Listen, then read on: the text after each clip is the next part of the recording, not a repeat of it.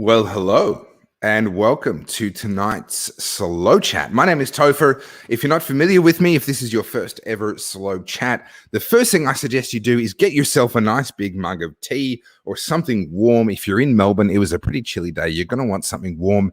The second thing I suggest you do is get really, really comfortable, because the name of this, the Slow Chat, kind of tells you what's going on here. We are going to have a really slow conversation with no deadlines, no advertisement breaks, no 10-second sound bites, none of that nonsense that dominates the media. And today, I have the absolute pleasure, the thrill of speaking with none other than Federal MP George Christensen, someone whose name I'm sure you're familiar with. You may be familiar with some of what he's done, but today we're actually going to meet the man. Not just looking at what he's said in Parliament or other things that he's done. We're actually going to have a nice, slow chat and get to know George Christensen. Now, I'm massively looking forward to it, but there's a couple of things I want to cover first.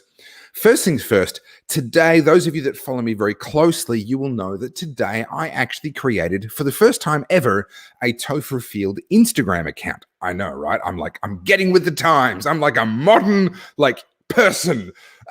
So I created an Instagram account because there was an American mob that wanted to interview me, and they do their interviews as Instagram lives. So if you're on Instagram, you can find me at Topher Field. I literally did that interview at around about 11:30 or 11:45 this morning, Australian time. So it was only around about 8 hours ago, and you can see what I had to say along with Carly.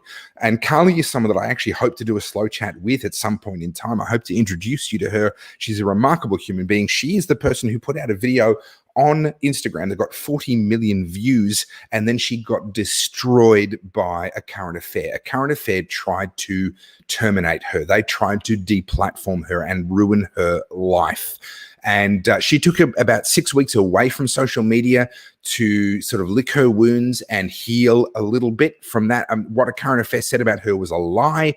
However, she has come back stronger, and she's amazing, and I hope to do a slow chat with her. So I had the pleasure of sharing some time with her on a podcast earlier today. You can find that on my Instagram at Topher Field. It's the first time it's the first time I've ever had Instagram. And speaking of first times, a week ago, for the first time, I started up not a Patreon, but it's a Patreon equivalent. It's called Subscribe Star. So subscribestar.com/Topher Field, I think, is the URL. You'll find me there. There's two things that go on there. Number one, if you want to support what I do, you can. I've never asked for support. I've been doing this for 12 years, and until a week ago, I had never asked for ongoing support. I'd only ever fundraised for specific projects to get budget to do a particular video project. This is the first time I've ever done it, and it's because with all of the madness, all of what's going on, I am doing more than I've ever done before. So your help to I guess, justify that financially. I mean, I'm a married man. I've got a wife. I've got kids. I've got bills. I'm the same as you in so many different ways.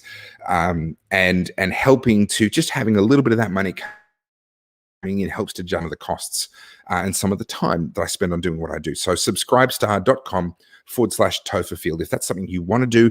And honestly, if that's something to do, if you are hurting, and a lot of people are right now, please don't financially support me. Please look after yourself. Please look after your family. That's far more important. You're in a good position, and you appreciate what I do, and you want me to be able to do more of it, then subscribestar.com/Topher Field would be very much appreciated. So there's the Instagram as of today, the Subscribestar as of now. All of that's gone. All of that's out of the way. Finally, we can get to the actual point of why we are here. We're here for a slow chat. And those of you that know, slow chats mean I have a cigar. And I noticed the last couple of slow chats, I've had a few people on here making comments like, oh, he's smoking a cigar. Couldn't he have waited until he was finished? That's not the point. The point is I'm relaxing. I'm enjoying my time with my guests. And, yes, I could choose not to smoke a cigar, but this is how I relax, and this is how I enjoy time with fellowship with people. So I will be smoking this lovely Perdomo Lot 23 in a Gordo, which is a lovely wide ring gauge that will stay nicely lit for me even when I put it down, so I can have a nice conversation and not have to think too much about this amazing Perdomo Lot 23. Myself personally, I also have lovely black tea, and I'm going to be drinking some Dimple 12. I couldn't get my hands on the 17. Oh, sorry, no. This is the Dimple 15, sorry. This is the Dimple 15. I'll be enjoying some of that as well. So that is my entertainment for the evening. But your entertainment for the evening is the amazing, the one, the only George Christensen. So without further ado, having given a very long-winded, 5-minute long introduction, everyone is here now. We've got 180 plus people watching.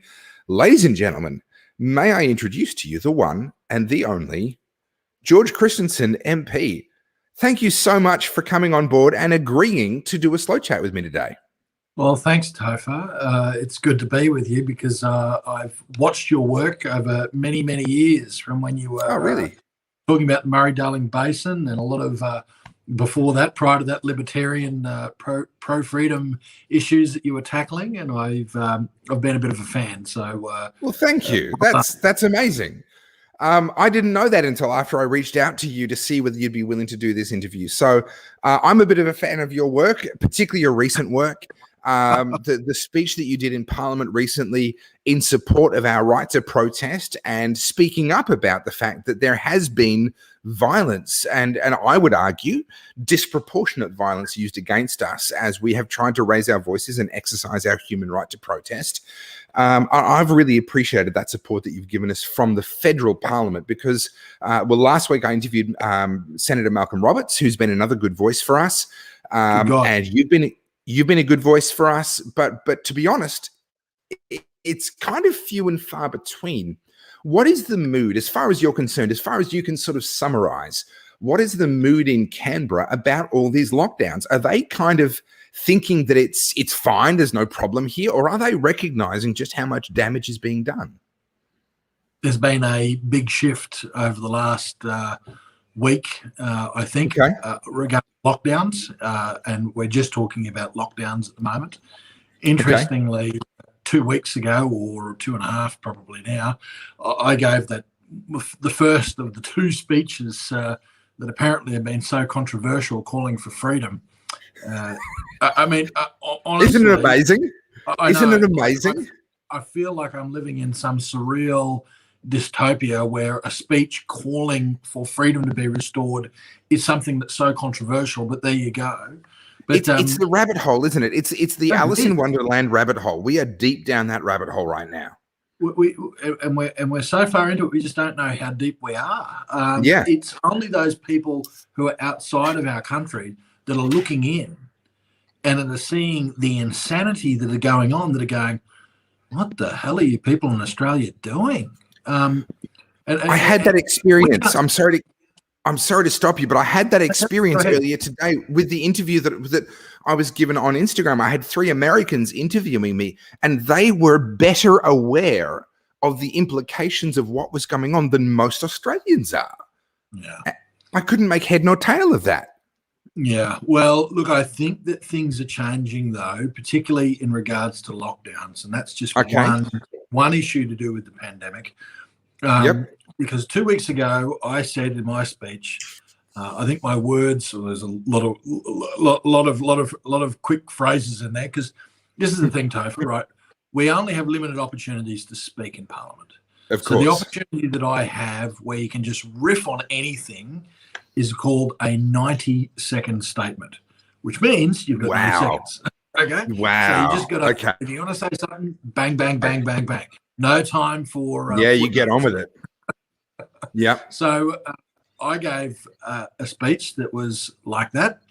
And one of the things that I said in the speech was words to the effect of, we have to live with the virus, not in constant fear of it. Earlier this week, I turned on the television to see a press conference with the PM saying that we have to live with the virus, not in fear of it. So plagiarism is the best form of flattery.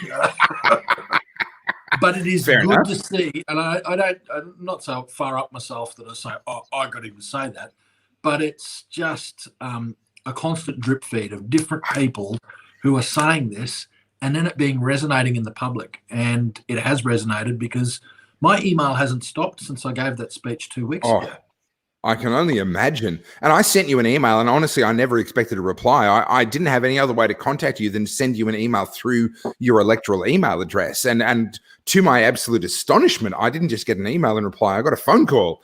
But here's the interesting thing about Scott Morrison. On the one hand, he does say some of the right things from time to time. You listen to him. And for those interested, by the way, I'm just very slowly lighting this cigar. The slower you can light a cigar, the better. So I'm just literally slowly toasting it over what is actually a campfire. A little. Sorry. Hold the thought on ScoMo for a second, and just tell us about the cigar, because I am a very, very amateur cigar smoker. I started smoking pipes, mate, and pipes are good to smoke. But I smoke stogies from time to time, but I use a match. Tell me what I'm doing. Tell me what I'm doing wrong. You're not doing anything wrong, but there is something that you can do that's better. There's nothing wrong with using a match, but the more slowly you warm up tobacco, the better the flavors that it releases. So in tobacco,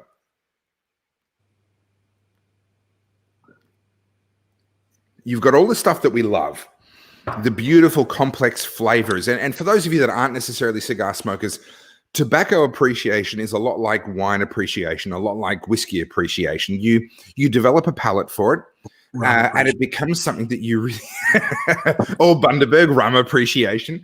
It becomes something that you really do, you get into. It's a hobby. You really do get into it.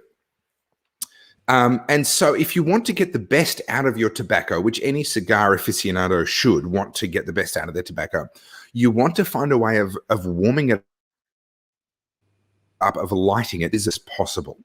Now, if you've got a naked flame, if you've got a soft flame, and I agree with this comment, by the way, Adam, you are looking fantastic, George. What have you been doing?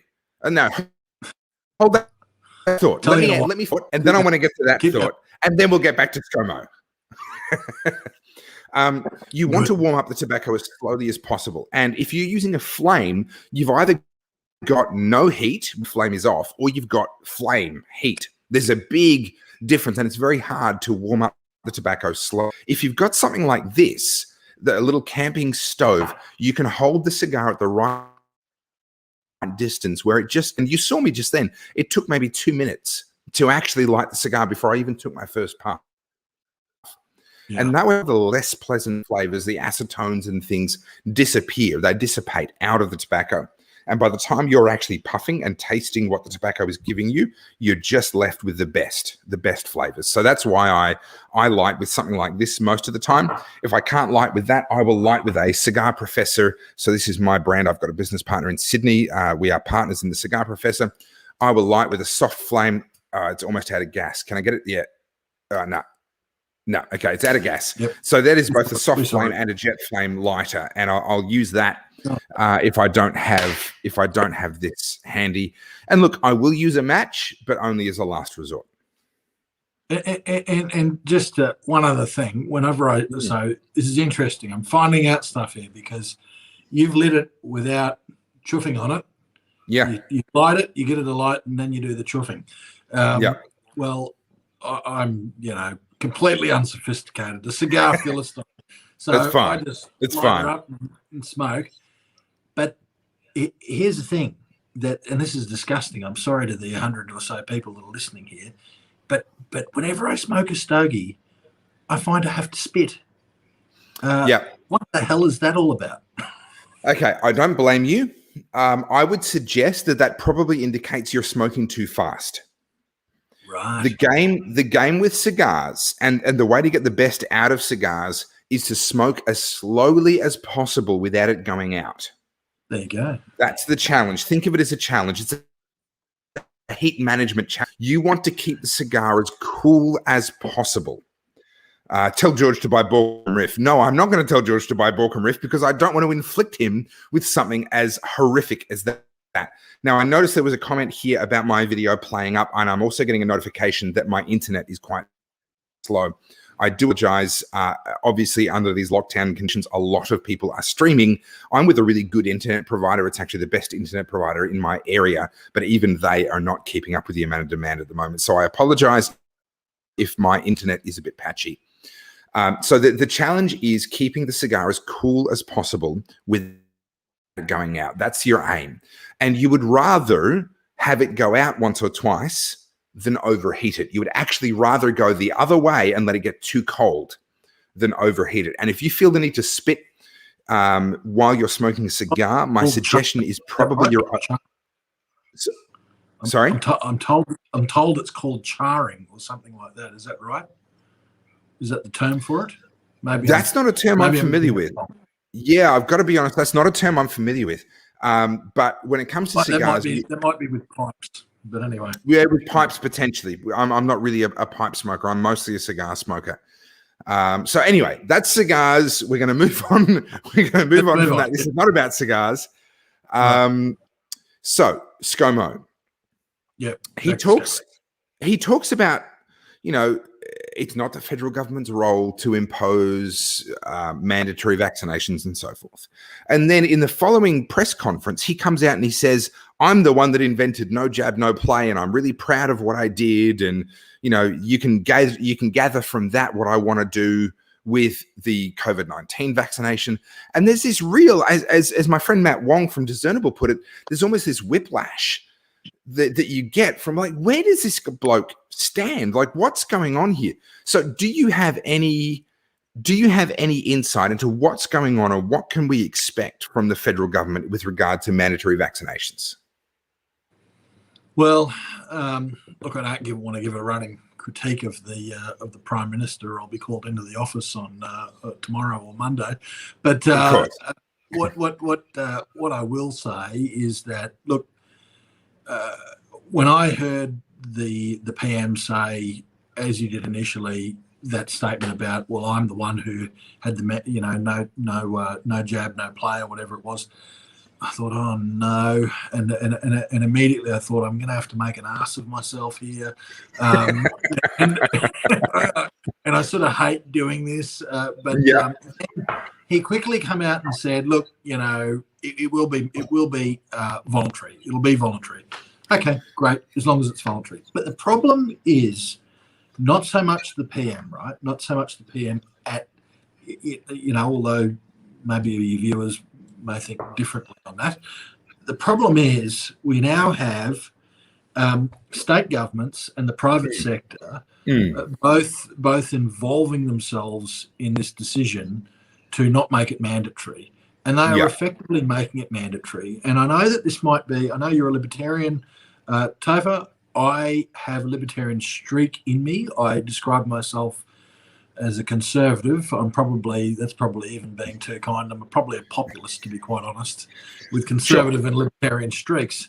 But you know, the fact that we have businesses that are saying to their employees, get the jab or lose your job. I mean, that's horrendous. That is horrendous. That is like corporations acting like they actually own their workers. Well, I'm sorry. Yeah. Those days were a couple of centuries ago, guys. You don't own your workers anymore. And you can't force them to into certain medical decisions because you don't own their body. The other thing is, now we're seeing today where, and I haven't got my head fully around what's happened in New South Wales, so I'll park that. But I'm seeing that front page of newspapers and big stories about businesses saying, well, we'll decide who comes into our shops, who goes into our cafes, who goes into our restaurants, who goes into our corner stores. And the PM's come out backing that. Well, I'm afraid that's a step too far for me. And so today, I mean, this is an exclusive because I actually haven't told it anywhere else. I've written to the Prime Minister. You heard it here first. You heard it here first. Written to the Prime Minister, Deputy Prime Minister, Health Minister, the Chief Government Whip and the Chief Whip of the National Party, and informed them that I am that dead against this, which is, it's basically domestic vaccine passports. You know, whatever you want to call it, that's what it is. When we talk about domestic vaccine passports, we're talking about privacy breaches and discrimination, saying, I demand to know whether or not you're vaccinated, and if you're not, or if you're not prepared to show me the vaccination proof, then guess what? I'm going to exclude you from something, whether it's a job, crossing a state border, going to a certain business, whatever it might be. And so I've said that, look, not only am I going to vote against any enabling legislation, but I'm actually going to vote for any legislation or parliamentary motions that actually go towards stopping this, and that includes procedural motions. Now, mate, that might mean nothing to your audience because we talk strange language in Canberra with procedural motions and the like. That's true. You definitely. Yeah. Well, we're talking even strange language up in North Queensland, mate. But and I could go into that, but we'd be censored a bit.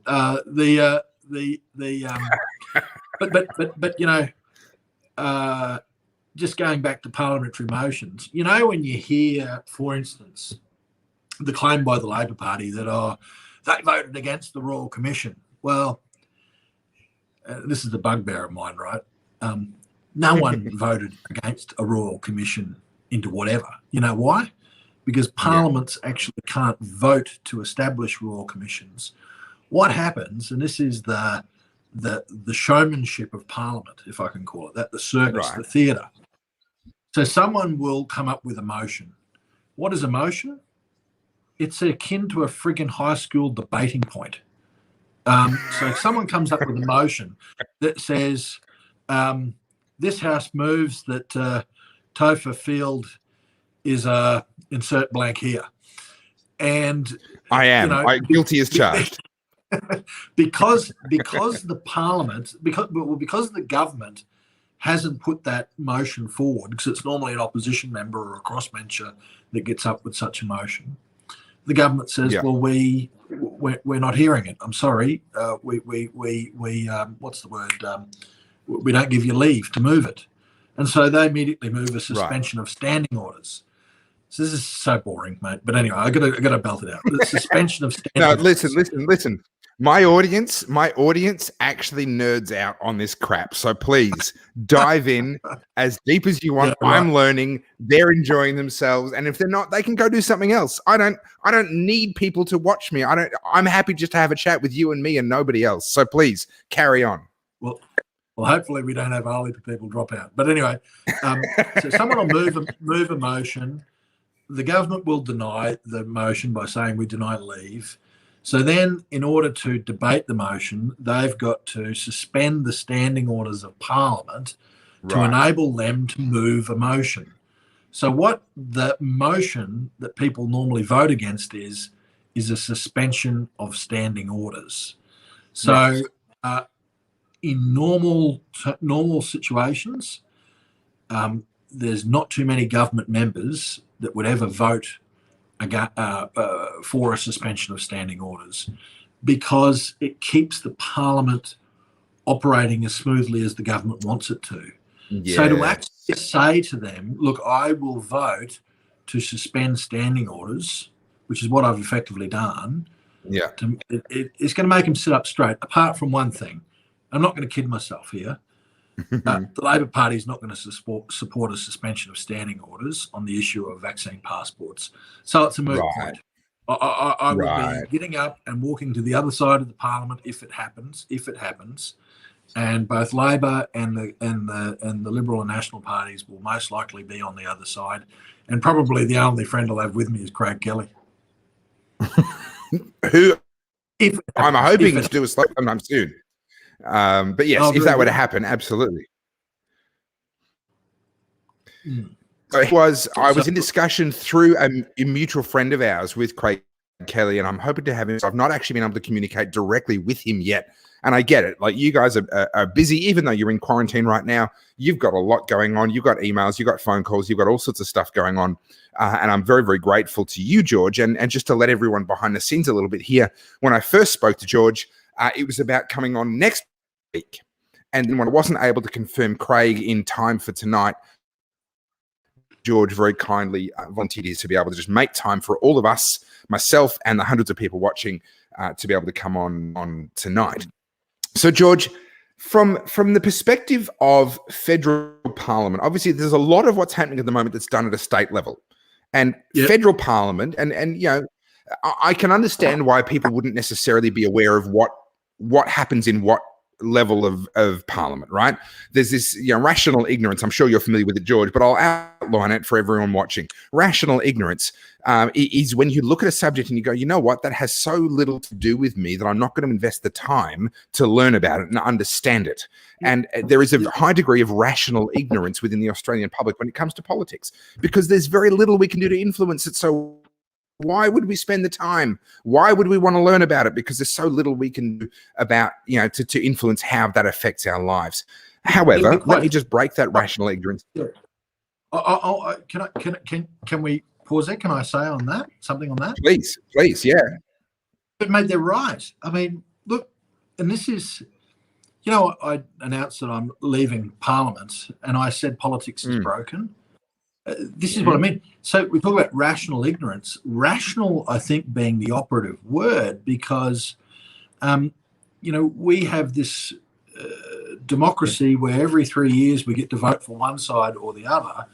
And the problem that I have is that there's many, many issues in my electorate that just, well, not just my electorate, that across the nation, people of my ilk want to see done, want to see these things put in place in law, you know, want to see certain things done, ABC reform, freedom of speech, particularly online, things they want to see not done, and yet it doesn't happen even with conservative governments in power.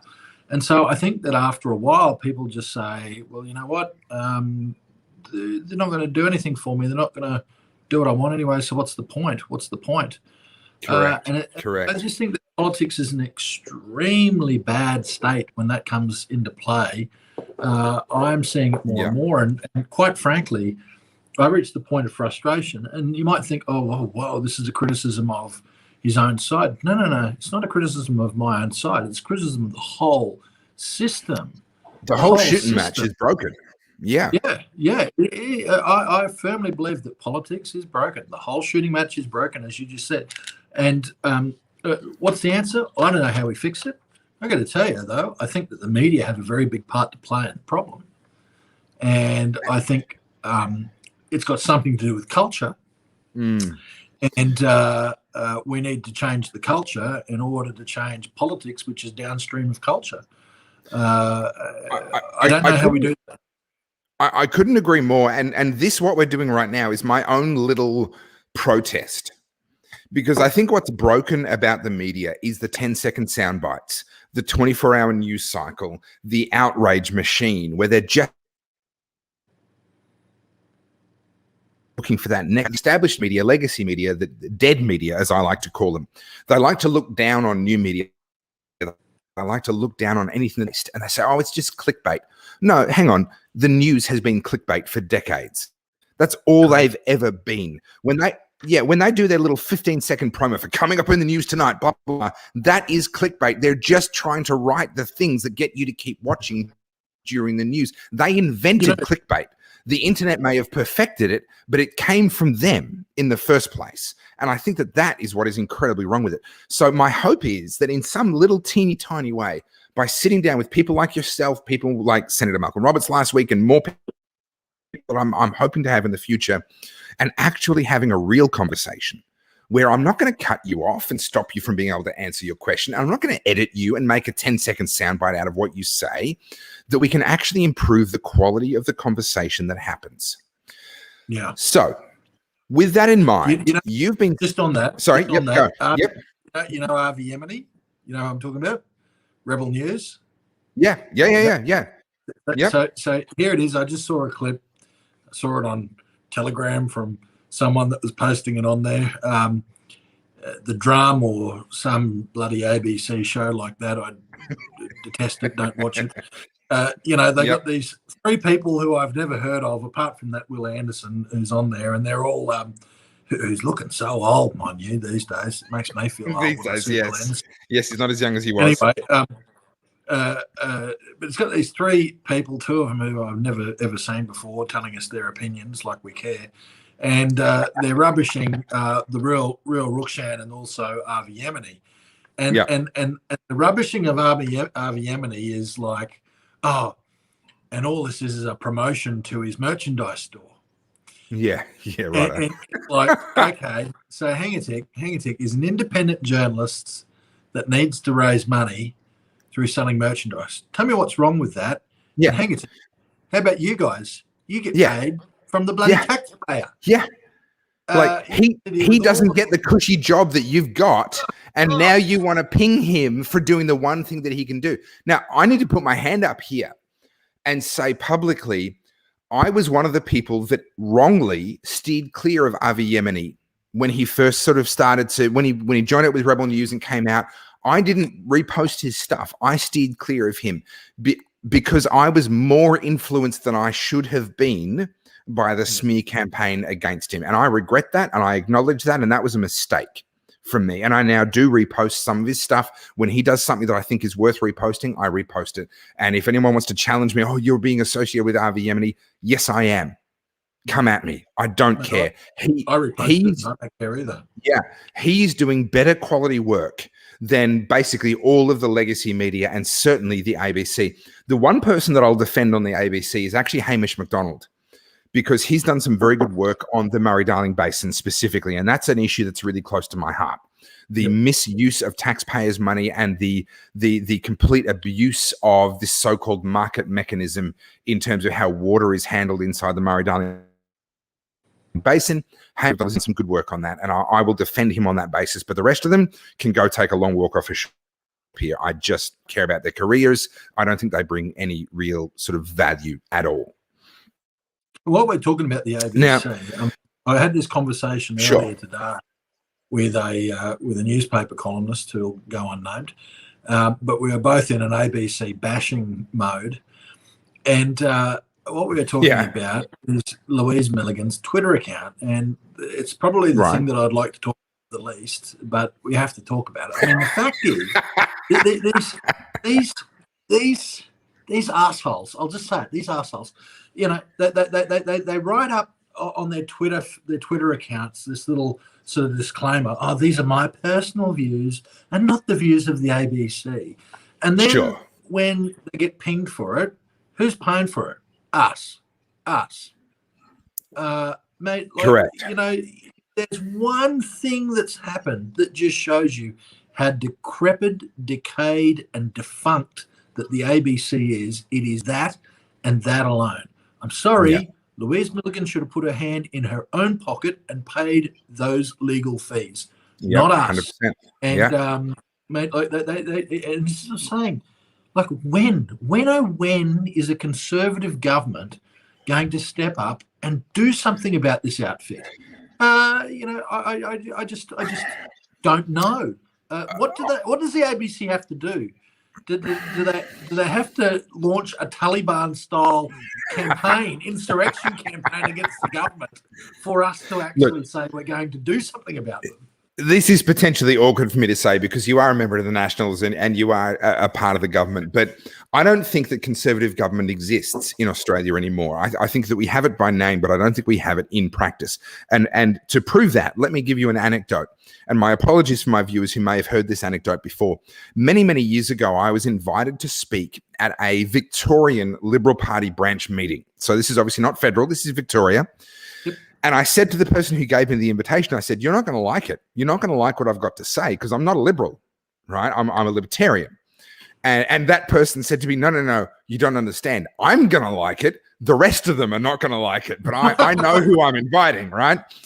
And so I went there. And what I actually did was I read out the words of, oh goodness, I've just had a mental blank on his name, who founded the Liberal Party, Robert Menzies. I read out his speech. And then I simply finished by asking a question. I said, if you were to read the policies of the Liberal Party of Victoria today, would you think that you were reading the policies of the party that Robert Menzies founded or the party that Robert Menzies was warning us against in that speech? And then I sat down. For some really strange reason, no one wanted to talk to me afterwards. I don't understand. And I never got invited back. I can't figure that one out. But I'm not convinced that we have a Conservative Party anymore. And I don't want to bait you because I understand the position that you're in. And even though you're not running for re-election at the next election, but I would challenge it with one thing to say that. Please do. Yeah, look, I agree. I agree with you that there are a lot of people. The Liberal Party will actually openly say we're not conservative, we're liberal. You know, we have different strands of political theory. We've got liberalism, classical liberalism. We've got conservatism, and we've got libertarianism. And now apparently they've got modern liberalism. That's a very deadly pandemic. Is that the Delta variant? I'm unclear on what the variants are now. The SARS Mal turn 2 that seems to have infected sections, particularly around New South Wales or around Sydney and Melbourne, North Sydney and Melbourne, I should say. But hopefully that will be expunged. We probably need to find some treatment for it. And we can get rid of it. But don't mention the name of the treatment, or we'll get censored if you mention the name of the potential treatment. Been developed by a great doctor. His name's Dr. Ivor Mecton. But anyway,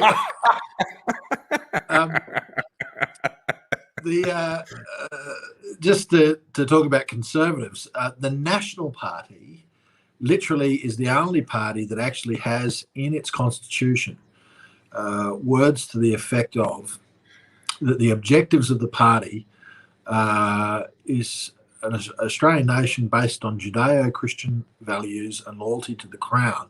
And it goes on to say that the objective of the party is to be a conservative force within the Australian political system. Now, the problem is I look in New South Wales and Victoria, particularly in the state scene, and I see people who do not fit that bill. And that is the problem. The problem is pre-selecting good old mate from down the road who's been a real good businessman. People know him. Yep. He might be all of that. But you know what? Yep.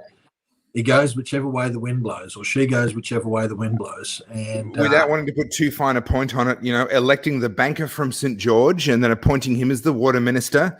I think, to me, voters are beginning to recognise exactly the problem that you're describing, at least at a state level, if not a federal level. And in the New South Wales state election, the previous New South Wales state election, we saw the shooters, fishers and farmers parties and other minor parties make quite a lot of ground on the Nationals, which, you know, if the Nationals were doing what their constitution describes, I would be championing the Nationals. I would be. Yeah, in the same way that I'd be championing the Liberal Party if they did what Robert Menzies described. But unfortunately, I don't think that's the case anymore. And as a result, I find myself championing the Liberal Democrats, the shooters, fishers and farmers, even One Nation in preference to Liberals, Labor, Greens, Nationals, any of these guys, because I don't feel like they're actually representing Middle Australia. And again, I'm not trying to bait you. I'm sorry. This wasn't what today was supposed to be about. Well, let me bait you back. Why do you say even One Nation, just out of interest? Okay, I'm not a nationalist, and One Nation are a nationalist type of party. And this is a discussion that I've had with Malcolm Roberts and other people that are in One Nation. And even in last week's discussion that I had with Malcolm Roberts, let me use an example that's already public. He was talking about the problem of multinationals not paying tax in Australia. And my response to him was, if you see Australian companies are paying this much tax and multinationals are paying that much tax, instead of saying multinationals should pay this much tax, how about instead we say Australian companies should pay that much tax? Like, let's go that way instead of going this way. And that's where I tend to have a disagreement with One Nation, where they tend to be nationalists. They tend to want to control immigration. They tend to want to control importing and outporting, exporting, and that sort of thing. And whereas as a libertarian, I think that free trade is fundamentally a good thing. So that's why I say even One Nation. I have some really fundamental disagreements with them. But actually, I have a lot of area of overlap with them as well, and a lot of areas of agreement. The interesting thing is that I recently looked through different parties' beliefs, and that's why I can rattle off what my party's constitution says. And I looked at a number of different constitutions, and I looked at One Nation, and actually it was the most comprehensive set of beliefs, very specific stuff in a constitution for any political party. And I read them all, and there was probably 2 points out of about 40 or 50 that I disagreed with. So I definitely am someone who's a nationalist. Yeah. Well, like I said, I have a lot of area of overlap with them. It is really only on the economic nationalism that I actually find myself diverging from them. And I think we would be a lot better off with a One Nation major party versus a minor party that we have right now. I've spent a bit of time with Malcolm Roberts, and I've got an enormous amount of time for him, an enormous amount of respect, despite the policy disagreements with him. He is a walking brain, that guy. He's incredible. Mammoth intellect. And his team is worthy of respect as well. I spent some time with himself and one of his key people who I apologize, his name escapes me right now, but the level of intellect, the way they get portrayed in the media is a bunch of yahoos, a bunch of hicks, a bunch of idiots. But the reality on the ground is the opposite. Honestly, no offense to any of the other politicians that I've spent time with, and that is a growing list now. But Malcolm Roberts and his team are some of the most intelligent and thoughtful people that I've actually had the pleasure of spending time with. And it amazes me the way they get portrayed in the media. Yeah. And I say that as someone who really disagrees with them on certain policies. I mean, I would, if anyone seriously got into a debate, seriously, and not just a Q&A style debate where they can just cut you off and throw cheap lines and get idiots in the audience to cheer at those sort of tweets. Q&A is Twitter in real life. It's just for wankers to sit there and throw out cheap one-liners to do a zinger on someone else, and it is just so annoying. I can't stand it, and I don't know why conservatives go on it. No conservative, no respectful libertarian or liberal, national, One Nation, they should just all boycott it and say, you know what? You want to talk shit? You want to just all sit there in a socialist circle jerk? Do it yourself. Don't bother us. Just do it on Twitter where the taxpayer doesn't have to pay for it. Yeah, indeed. All right. Listen, anyway, I want to bring us to the reason why you really grabbed my attention. I mean, I've always respected you, and especially I feel as though, and I might be wrong, but let me put this to you. Since you've announced that you're not running in the next election, do you feel like you've been released a little bit more? Do you feel like you can speak out a little bit more? Because from my perception as an outsider, I feel like you've become more vocal since then. Is that fair? Yeah, that's fair. I think that yes is the answer. But if you go back and have a look at my career, I have spoken up on many different issues. It's just that this is a rather touchy issue at the moment, and I've got no problems with touching it because it's we need to prick this orthodoxy out there that around this pandemic. So that's why I have done what I've done.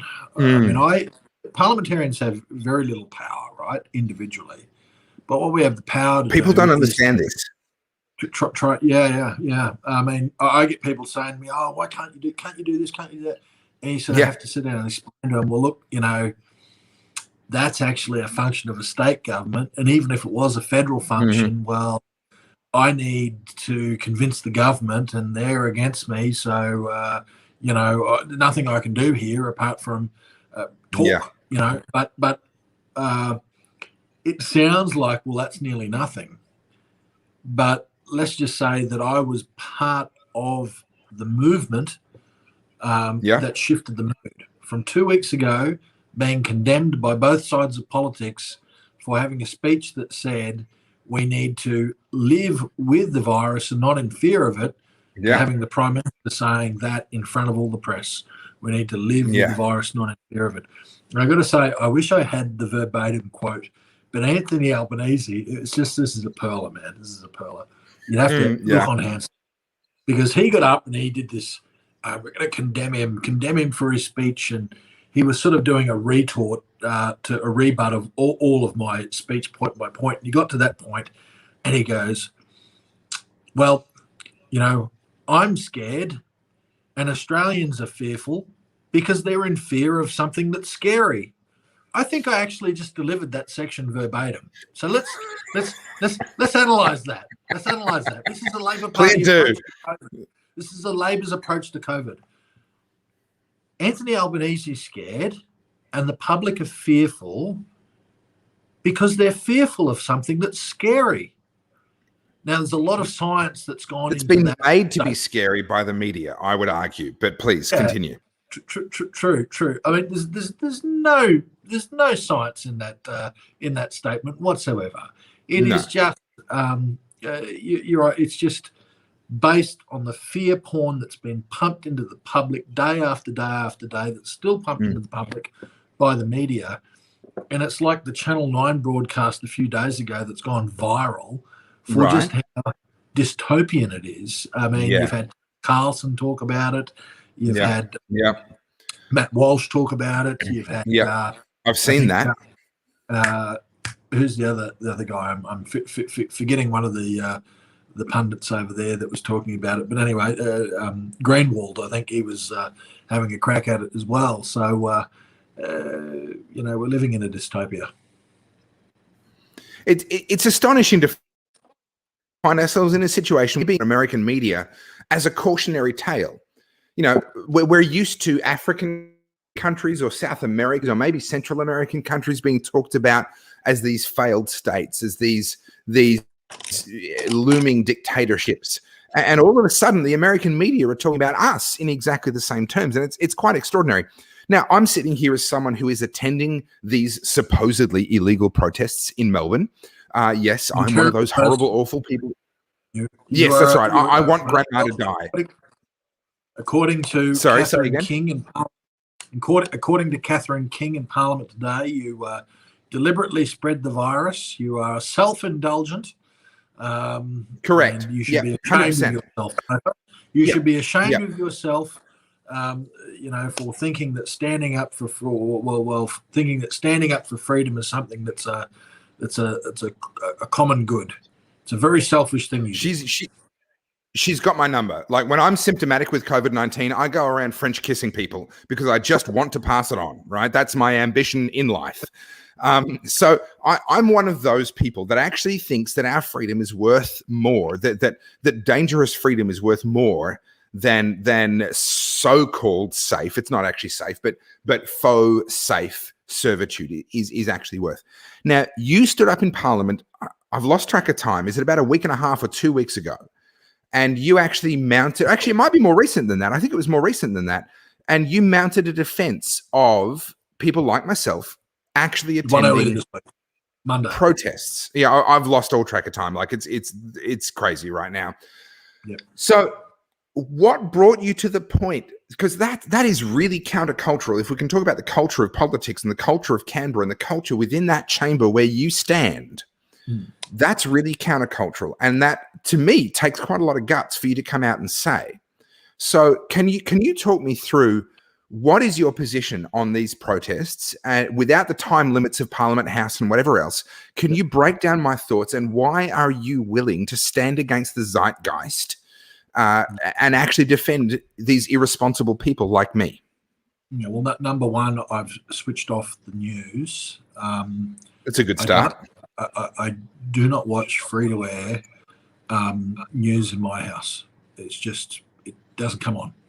In fact, pretty much apart from if I want to stream something from Sky on YouTube, I do not watch news in my house. So number one, turn it off, because for the most part, they're lying. They're lying and they're lying. So I really didn't know what the media are actually saying, apart from, no, that's not true. That's not true. I read it in the papers. I still do read the papers, and I know that there was people there, calling them self-indulgent and all the rest of them. And I know what other politicians were saying that was getting picked up. But I actually watched it myself. And this is the power of social media now. literally, I can pick up my phone and I'm looking at a live stream Yeah. of someone who's in that protest, who's Yeah. filming it Yeah. and showing me everything that's going on. And I can see, well, hang on a sec, actually, that wasn't the protesters that started that. And that's what I saw. And I think to myself that really the problem is, in Victoria in particular, New South Wales probably also, that police forces are increasingly being politicised. And, you know, I doubt that we would have any commissioner sitting here watching this, or any of the upper echelons of any police. But if they are, my advice to them is very, very simple. You need to push back. Do not just do what the political masters tell you to do. You are a police force, and just like our defence force, a chief of defence force would walk into a defence minister's office and say, you know what, we're not doing that, minister. We're not doing that. You know, and they do. We've seen that. We've seen that in press conferences, even, right? We've seen chief of defence ministers pull their people out of press conferences when they think this is now political. And police services or police forces should be exactly the same. So no. We're here to protect and serve. We are not here to arrest mothers in their own homes in front of children because they posted something on social media. We're not here to arrest kids that just are going down to the beach and aren't causing really a problem at all. But they have just decided they're just going to go ballistic. And my fear, I've been a big supporter of the police. I've had a lot of friends that have become police officers. And now when I look at a police officer, instead of feeling sympathetic, instead of thinking, yep, they're there protecting us, I look at them out of the corner of my eye, thinking, what are you going to do? And if I'm feeling that, how many Australians are feeling that at the moment? We're going to have a total and utter collapse of respect for our police services. It's already happening. It's already happening. This is what worries me. I made it to 38 years of age before I ever walked out my front door intending to break the law. Right? I was raised as a good conservative, good Christian conservative, super obedient. You know, I would have felt good about snitching on other people as a teenager. That was like, honestly, that was me. I'm not necessarily proud of that, but that honest truth, that was me. I would have been that guy who would have dobbed in my next door neighbor back then, right? And I made it to 38 years of age. And then finally, on April 2020, I walked out my front door to go and speak at an illegal protest. I walked out my front door with the intention of breaking the law for the very first time. And this is kind of what concerns me about all of this. We live in a high trust society, and that's a good thing. We have a lot of faith. As much as politicians rank very lowly, when you do a poll about trust, politicians rank very lowly, but your lawyers rank very low. But actually, fundamentally, sorry? Journalists as well. Journalists rank very low, and justifiably so. But actually, we enjoy a really high trust society. We actually have a default position where we think people are actually honest, and we think police officers are actually honest. If you tried to bribe your way through a problem in this country, most likely you are going to end up being charged with bribery and attempts to pervert the course of justice, etc. Like, it's most likely to backfire on you. Like, that's an amazing thing. But all of a sudden, we've got a situation where not just me, an enormous number of otherwise law-abiding Australians who have never previously gone out of their door to break the law and now walking out their front door going, I am going to become an outlaw because I believe that my government has actually become the outlaw. They have actually become the lawbreakers. That's a really dangerous place for us to be going. And this goes back to the ethics of law and order, I guess. And there's an old saying, I'm not going to get it right, but when many people break a law, it's not the people that are bad, it's the law that's bad. It's the law, yeah. And a police commissioner should see that. And a police commissioner should walk into the minister's office, the premier's office, and saying, Premier, Minister, I know that this is the law, but I'm calling my men down and women down. We are not enforcing that because it is going to leave a huge divide between the police and the public. But instead, what were they doing? They were out there firing projectiles at people. I never thought I would see the freaking day in Australia that there's a peaceful protest going on, and I was watching it live. They weren't attacking them. They were doing nothing to the police. Someone was pointing out, oh, he's got a gun. What have you got there? What have you got there? Yeah, So the person you're talking contacted me. That guy has contacted me. Yeah. Many people have seen the photo now of the huge bruise that he got from that. Yeah. I thought it was rubber bullets. Everyone was saying it was rubber bullets. I was wrong. It wasn't rubber bullets. Apparently it was he's saying it's a beanbag. So you're talking about Matt Lawson, and he's been quite public. So I can say his name publicly because he's been very public about it. Matt Lawson is not one of the bad guys. No, Matt Lawson, I can tell you from the videos and from what he's been posting over a long period of time, and he and I have had a couple of chats over the years, over the year and a half of COVID. He's one of the people who's actually trying to reduce the tension. And he earlier on in that same protest, he was helping a police officer who had been harmed by a protester. Unfortunately, like, we can't control everyone that shows up to a protest. 10,000 people show up to a protest. Some of them are really angry, and some of them are going to do some stupid stuff. And that's unfortunate, and I try to discourage it. Matt tries to discourage it, but unfortunately it does happen. But you can see from his video, he is helping the police. He's talking to the police. He's trying to be like a lubricant to reduce the friction between the protesters and the police. And when he sees the police brandishing these weapons, and he goes forward to say, hey, listen, there's kids in the crowd, there's teenagers in the crowd, let's not go there, he becomes the one who gets shot. Yeah, this is insane stuff. It really is insane stuff. And that's why I got so angry about it. And yep, I couldn't give a flying you-know-what about what the media say about me, because I'm not running again. Good. So good. And you know, I'll be honest.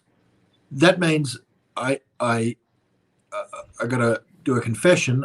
I am probably then a little bit of a political coward, because I wonder whether I'd be saying this stuff if I was running again. Because I know instinctively there's a lot of people out there in the public, including in my electorate, that just want to be wrapped up in cotton wool and kept safe from the big bad coronavirus. And I know that I've had some supporters who have just said, you've lost me, George, I'm sorry, that's it. And no, I couldn't care less about it, because it's not about getting elected anymore. It's now about the truth and about standing up for what is right. And quite frankly, what is right is people who are out there in the streets, peacefully protesting, for the most part, for the restoration of their own liberties and freedoms. People are saying, no, we should be allowed to walk outside our homes. We should be allowed to go shopping. We should be allowed to open our businesses. Yeah. And I just think, how can have I gone to sleep and woken up on a different planet? How is it that 60% or whatever the number might be of my fellow Australians agree with this crap? Like, how is it that there's people in my own political party in Canberra that seemingly agree with this crap? I don't care whether it's a virus, whether it's a terrorist threat, whether it's the Communist Chinese Party descending upon us. Yeah, freedom is freedom is freedom. What are we fighting for? What are we trying to save if we're going to destroy everything?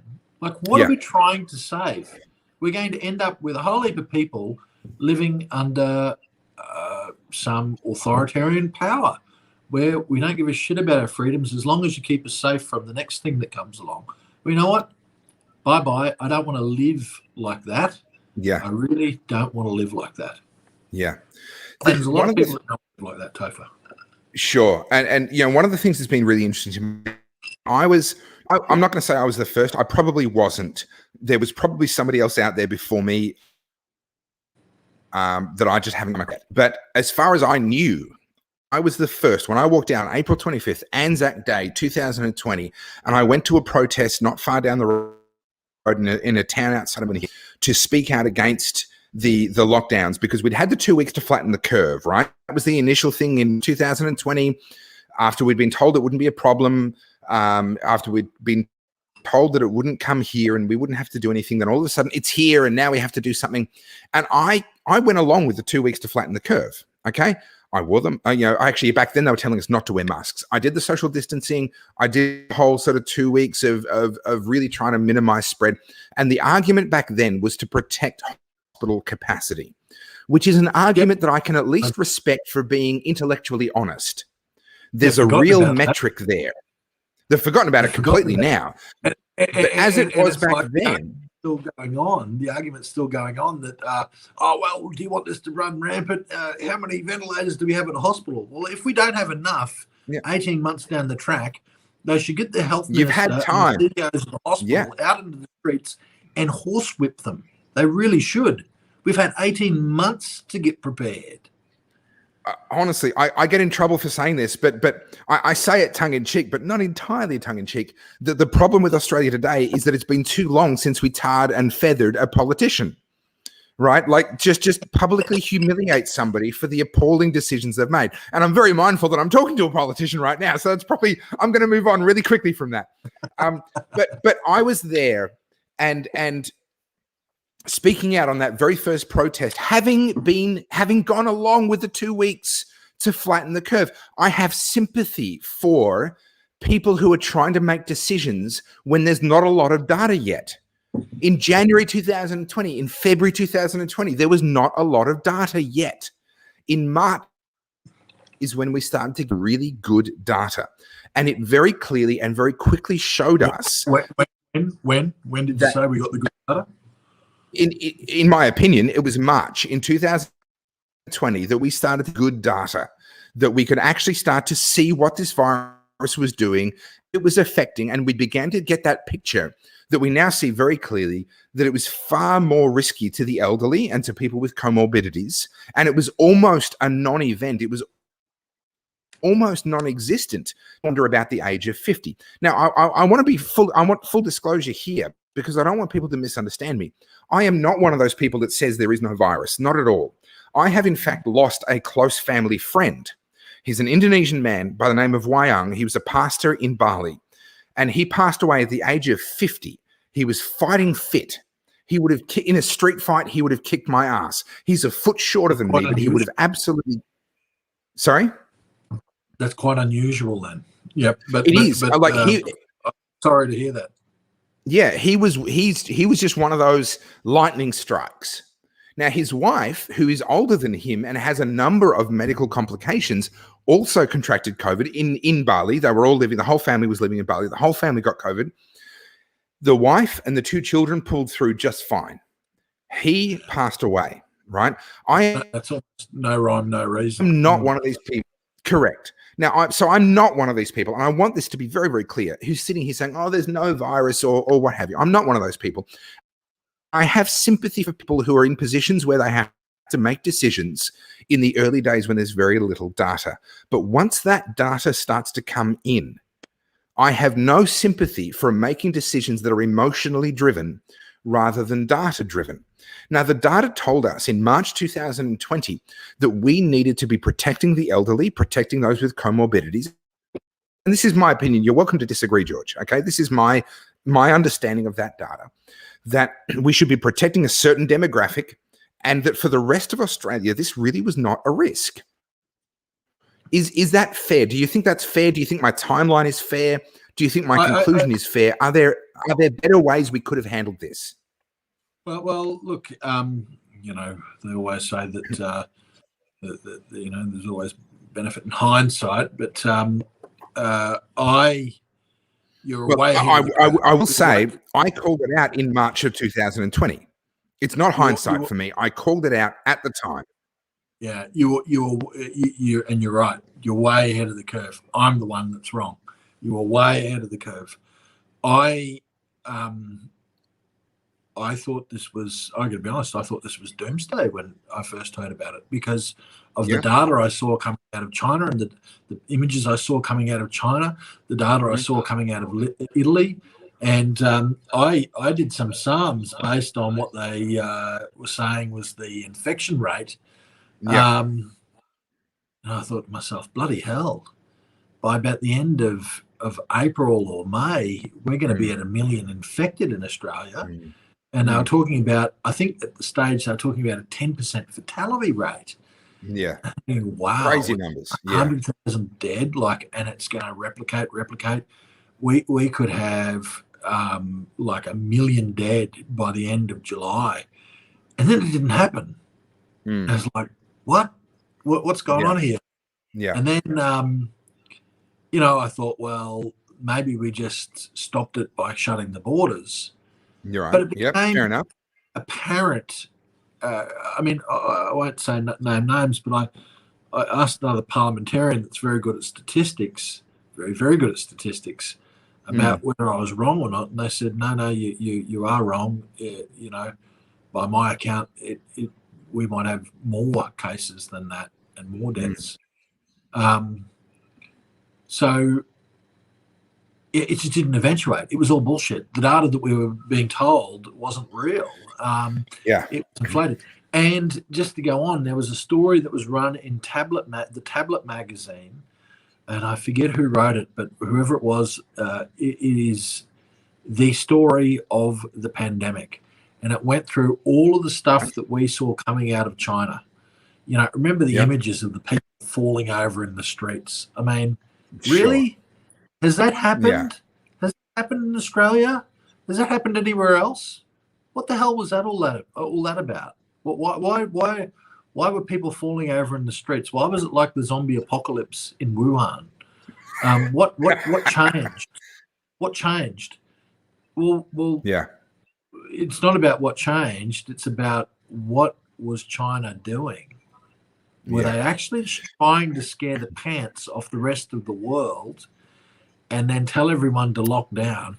And while we were all locked down, guess what they were doing? They were cranking their manufacturers back up and pumping out face masks, pumping out a whole heap of things that we needed to use in the West. So this writer, and maybe they'd strip the tinfoil hat on, but I got to tell, if they did, then they got me strapping it on too, because I found, after I read that article in the Tablet magazine, I thought to myself, yeah, wow, you know, like not only do I believe now that this virus emanated from a lab in Wuhan rather than in a wet market, I probably believe that if it was an accident emanating from a lab, they made the best of it, and they made the best of it by telling the rest of the world that this is so scary that you have to destroy your economy in order to defeat it. And you know, this is the thing about conspiracy theories, Topher. 18 months ago or 17 months ago, I said that I believe that this, from the evidence that I've seen, from the information I've heard, this come out of the lab, not out of a wet market. And you know what? There was a newspaper headline that cited me saying that and said it a bizarre theory. A bizarre theory that the whole world now accepts. Yeah. So can I say two things out of that? Number one, I massively appreciate, I don't have words to express how much I appreciate your humility in saying to us, George, right here, right now, as a member of parliament, that you were wrong early on. Okay. We don't hear that enough, and politicians are terrified to admit that they got something wrong, and they think it's going to destroy their career. But actually, we all get things wrong all the time. And in our moments of honesty, in the middle of the night, when we're being honest with ourselves, when we're alone in bed, or we're going to sleep in bed, we all know that we get things wrong. And to hear a politician actually come out and say, you know what, I didn't get that right early on. I was actually wrong early on. I appreciate that deeply. But also, I want to put my hand up, and I've done this previously on my page, but I want to put my hand up again. I was one of the people who was wrong about the lab leak theory. I dismissed it. I viewed it as an unnecessary distraction, as a conspiracy theory for those who are into every other conspiracy theory. You know, the shape-shifting lizard people, the queen's not really the queen. She's been replaced by a body double, blah, blah, blah. Hillary Clinton like that. Yeah, like I put it in the same camp and I dismissed it. And I don't delete, when I make mistakes, I don't delete my mistakes, right? I refuse to delete my mistakes because I'm a human being, and I will acknowledge them and I will leave them there for all of time. And people can judge me however they want to judge me based on everything that I've said.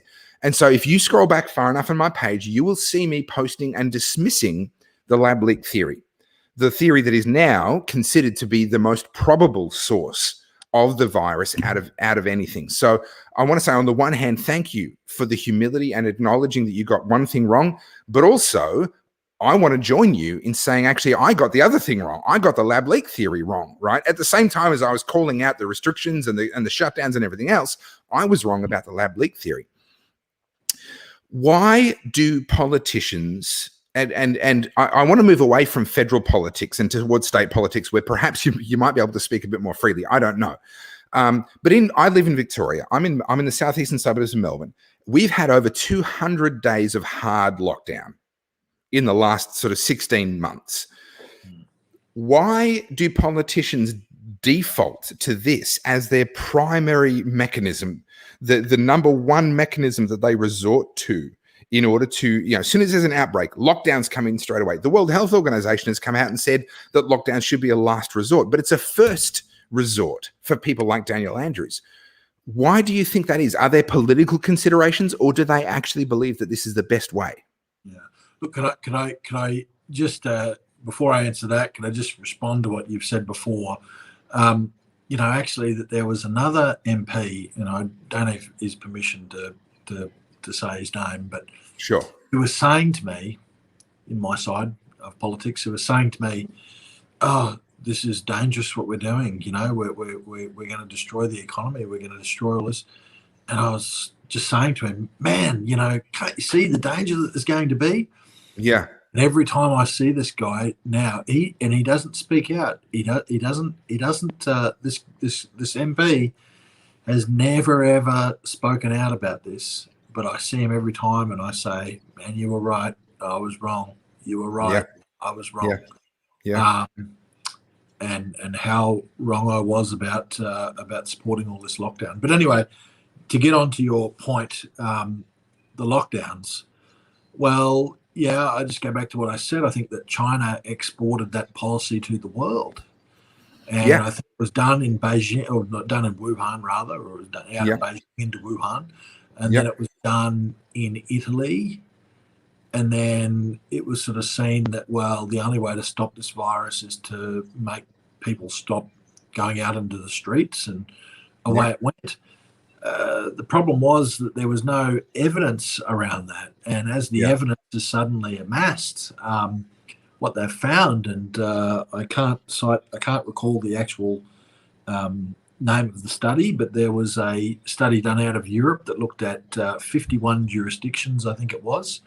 And what they found across those 51 jurisdictions was that there was little to no efficacy from lockdowns. This is why I said in Parliament, lockdowns don't work. And I can't say the other thing that I said didn't work, Topher, or you might get banned. But let me just put up a prop. Okay. Yep. I said something else didn't work. Okay. And that got taken down off Facebook as a result of me saying that. But you know what? I contacted Facebook and I said to them, "Well, look, I got taken down. I get it. I got taken down for saying that certain things don't work. But what if I just eliminated that part of the speech and kept the rest?" And they said, "Go for it." Yeah. Because guess what? Yeah. Okay. To say lockdowns don't work is not disinformation, even according to Facebook. Yeah. Even according to them. Yeah. Wow. Yeah. But I've got to tell you about the other thing too, that now is considerable evidence around this that I really won't go into, because if I go into it, you'll probably be taken off. But you've just got to go and Google. You've just got to go and Google. And you get through all the fact-checking crap that's out there, that all the media organizations, and then you'll get to studies, and you'll get to studies that predated the pandemic. Yes. That'll say over and over and over again that it is not effective in stopping the spread of viruses. This is worth saying. There is so much accepted, established medical understanding that is now being squashed and now being rewritten. Medical history, medical science is being rewritten. I'll give you a couple of examples other than the one that you gave, because you're absolutely right. Now, I had to do the same thing this morning when I did my interview on Instagram with an American podcast that wanted to interview me. I had to be very circumspect about how I said certain things. But let me give you some other examples that, to my knowledge, aren't being fact-checked at the moment. So hopefully I can get away with saying them. All of a sudden, we're now seeing Australian reputable medical websites and medical bodies are retracting and deleting what they have to say about things like FaceTime for children, seeing people's faces, the social development for an infant in seeing people's faces is now being deleted off websites of established medical organizations. If I said their name, you would go, oh yeah, I know who that is. These are national bodies. They are deleting. You've just triggered a thought in me, and I have never thought about that. I've never thought about this. But there's something that sticks in my memory, and it's almost seared in my memory. I've got a daughter who's 1 and a bit now. Yeah. And we were on a plane. So I have to wear a mask in an airport, right? And on a plane. And every time she saw me, and it almost makes me feel a bit emotional, actually. Every time she saw me, she grabbed the mask and pulled it down. Yeah. There was something there. I thought, wow, the innocence and the wisdom of babies, she didn't want to see that on me. And the look on her face every time, just grabbed it and pulled it down. Anyway, so what you've just said triggered that thought. Yeah, so I've got a 5-year-old and a 1-year-old. And I am very mindful of the development of my children. And I'm quite happy to be very public about this. You can report me to the cops if you like. I don't care. I'm taking my children to the park. They are playing at the park right now when the parks are supposed to be closed. They are playing with the other children brought by other rebellious parents who value their child's development above this fear campaign that has been imposed upon us. And the police can come and knock on my door again. They've been here before. I don't care. They can come again. They can give me another piece of paper. I do not give a rat's. My children come first. And I will look after them and I will do what's right for them according to all of the wisdom that we had before we started redefining everything and changing everything for this one particular disease. Now, I don't know how much. I would hope and suspect that the police aren't going to playgrounds. So I have heard that they're not. And I've not experienced them coming at all thus far. Well, that is one very, very positive thing, and at least the commissioner, I suspect, would have said, "We ain't doing that." Whether it's the commissioner or whether it's coming from further down the ranks, I have heard unofficially through channels. I get a lot of police reaching out to me, a lot of very demoralized, disenfranchised police officers. Excuse me. Let's not forget that the people who become police officers, 99% of them do it for 100% the right reasons. They become a police officer because they see the police as a force for good, holding people who do the wrong thing accountable. And I mean, genuinely the wrong thing, not some political wrong thing, but actually criminals, holding them accountable, being willing to put themselves at risk, their own personal safety, potentially their own life at risk in order to improve the outcome for somebody else. The vast majority of police become police for all the right reasons. I have family who are in the police force. I have friends who are protecting us from the criminal element. That's what it is. That's what it should be. The vast majority of police go in for all the right reasons. And I'm very, very heartened from what I've heard unofficially, all of it unofficial, and I can't report it. I can't repeat it. You know, I can't post what they've said, but I'm going to summarize what I've heard from numerous people. They are not enforcing playground lockdowns. They are not going around enforcing playground lockdowns. And I choose to take my children. I was there today. Okay, I'll put my hand up. Police, I know you watch my stuff. Probably half of my views come from police officers who are actually going through my stuff, right? You know, looking for things I've said or things I've done and another reason to come to my door. Fine, whatever. Come to my door, tell me that I'm a bad person because as a father, I have prioritized the well-being of my children over some trumped up fear campaign that is not justifiable based on the data that we have now, 18 months in. It wasn't justifiable on the data that we had in March 2020, and it's certainly not justifiable anymore. You know, all right. One of your viewers just then posted something, which I read on the screen. Yep. Which is talking about when the police take their uniform off and they become members of the public, they might have kids, like what do they do? And it just...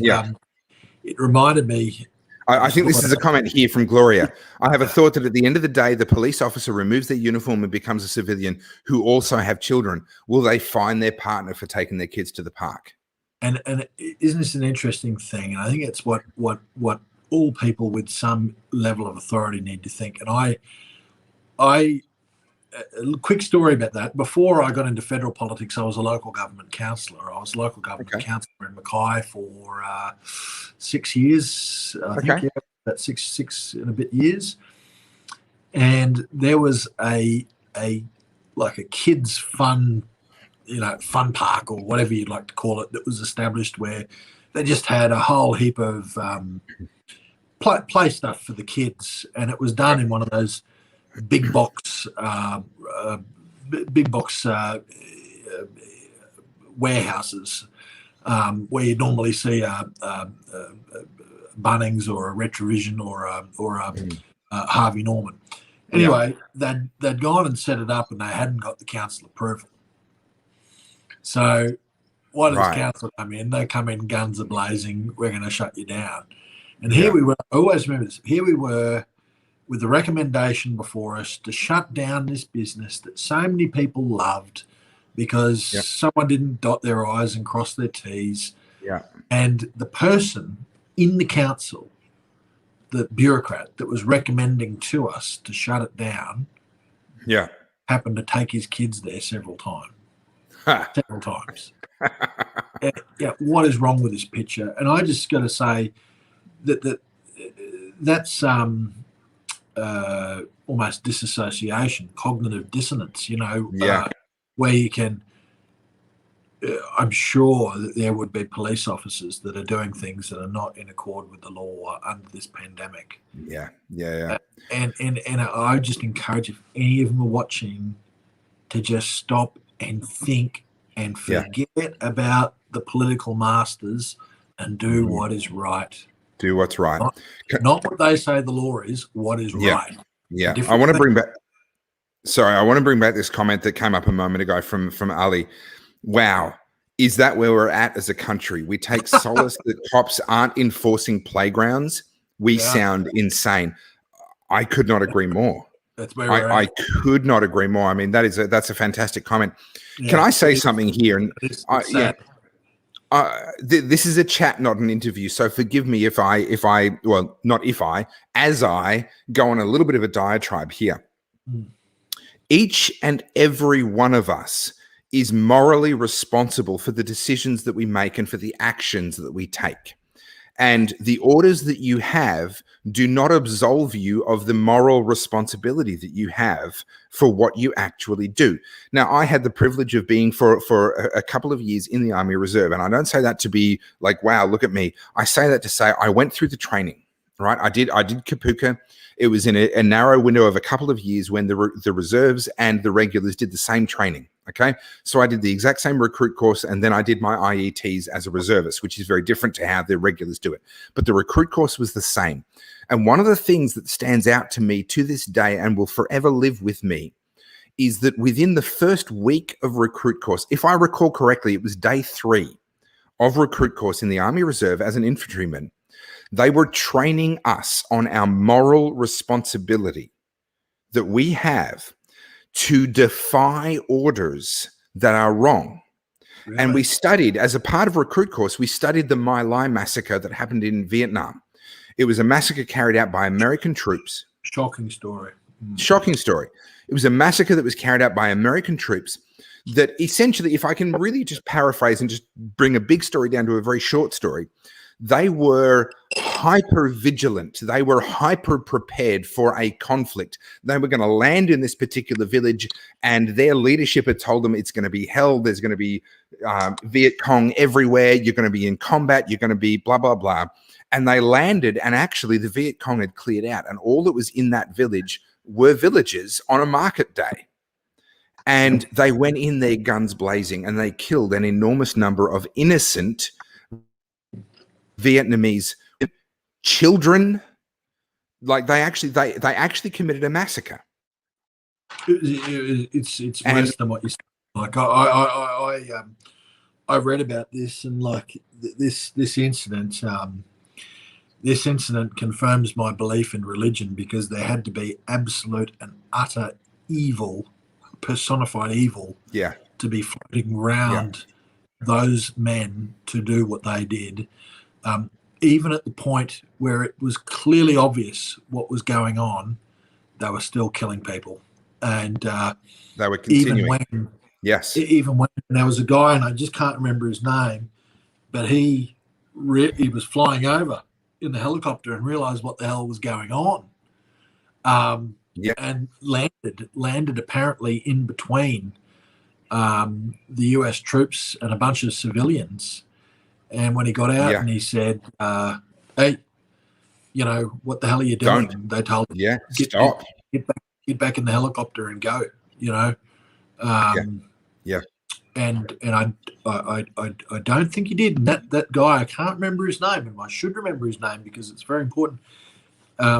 He was pilloried throughout his career, but eventually I think that he was honoured for what he did. But it took a very long time, but yes, he was.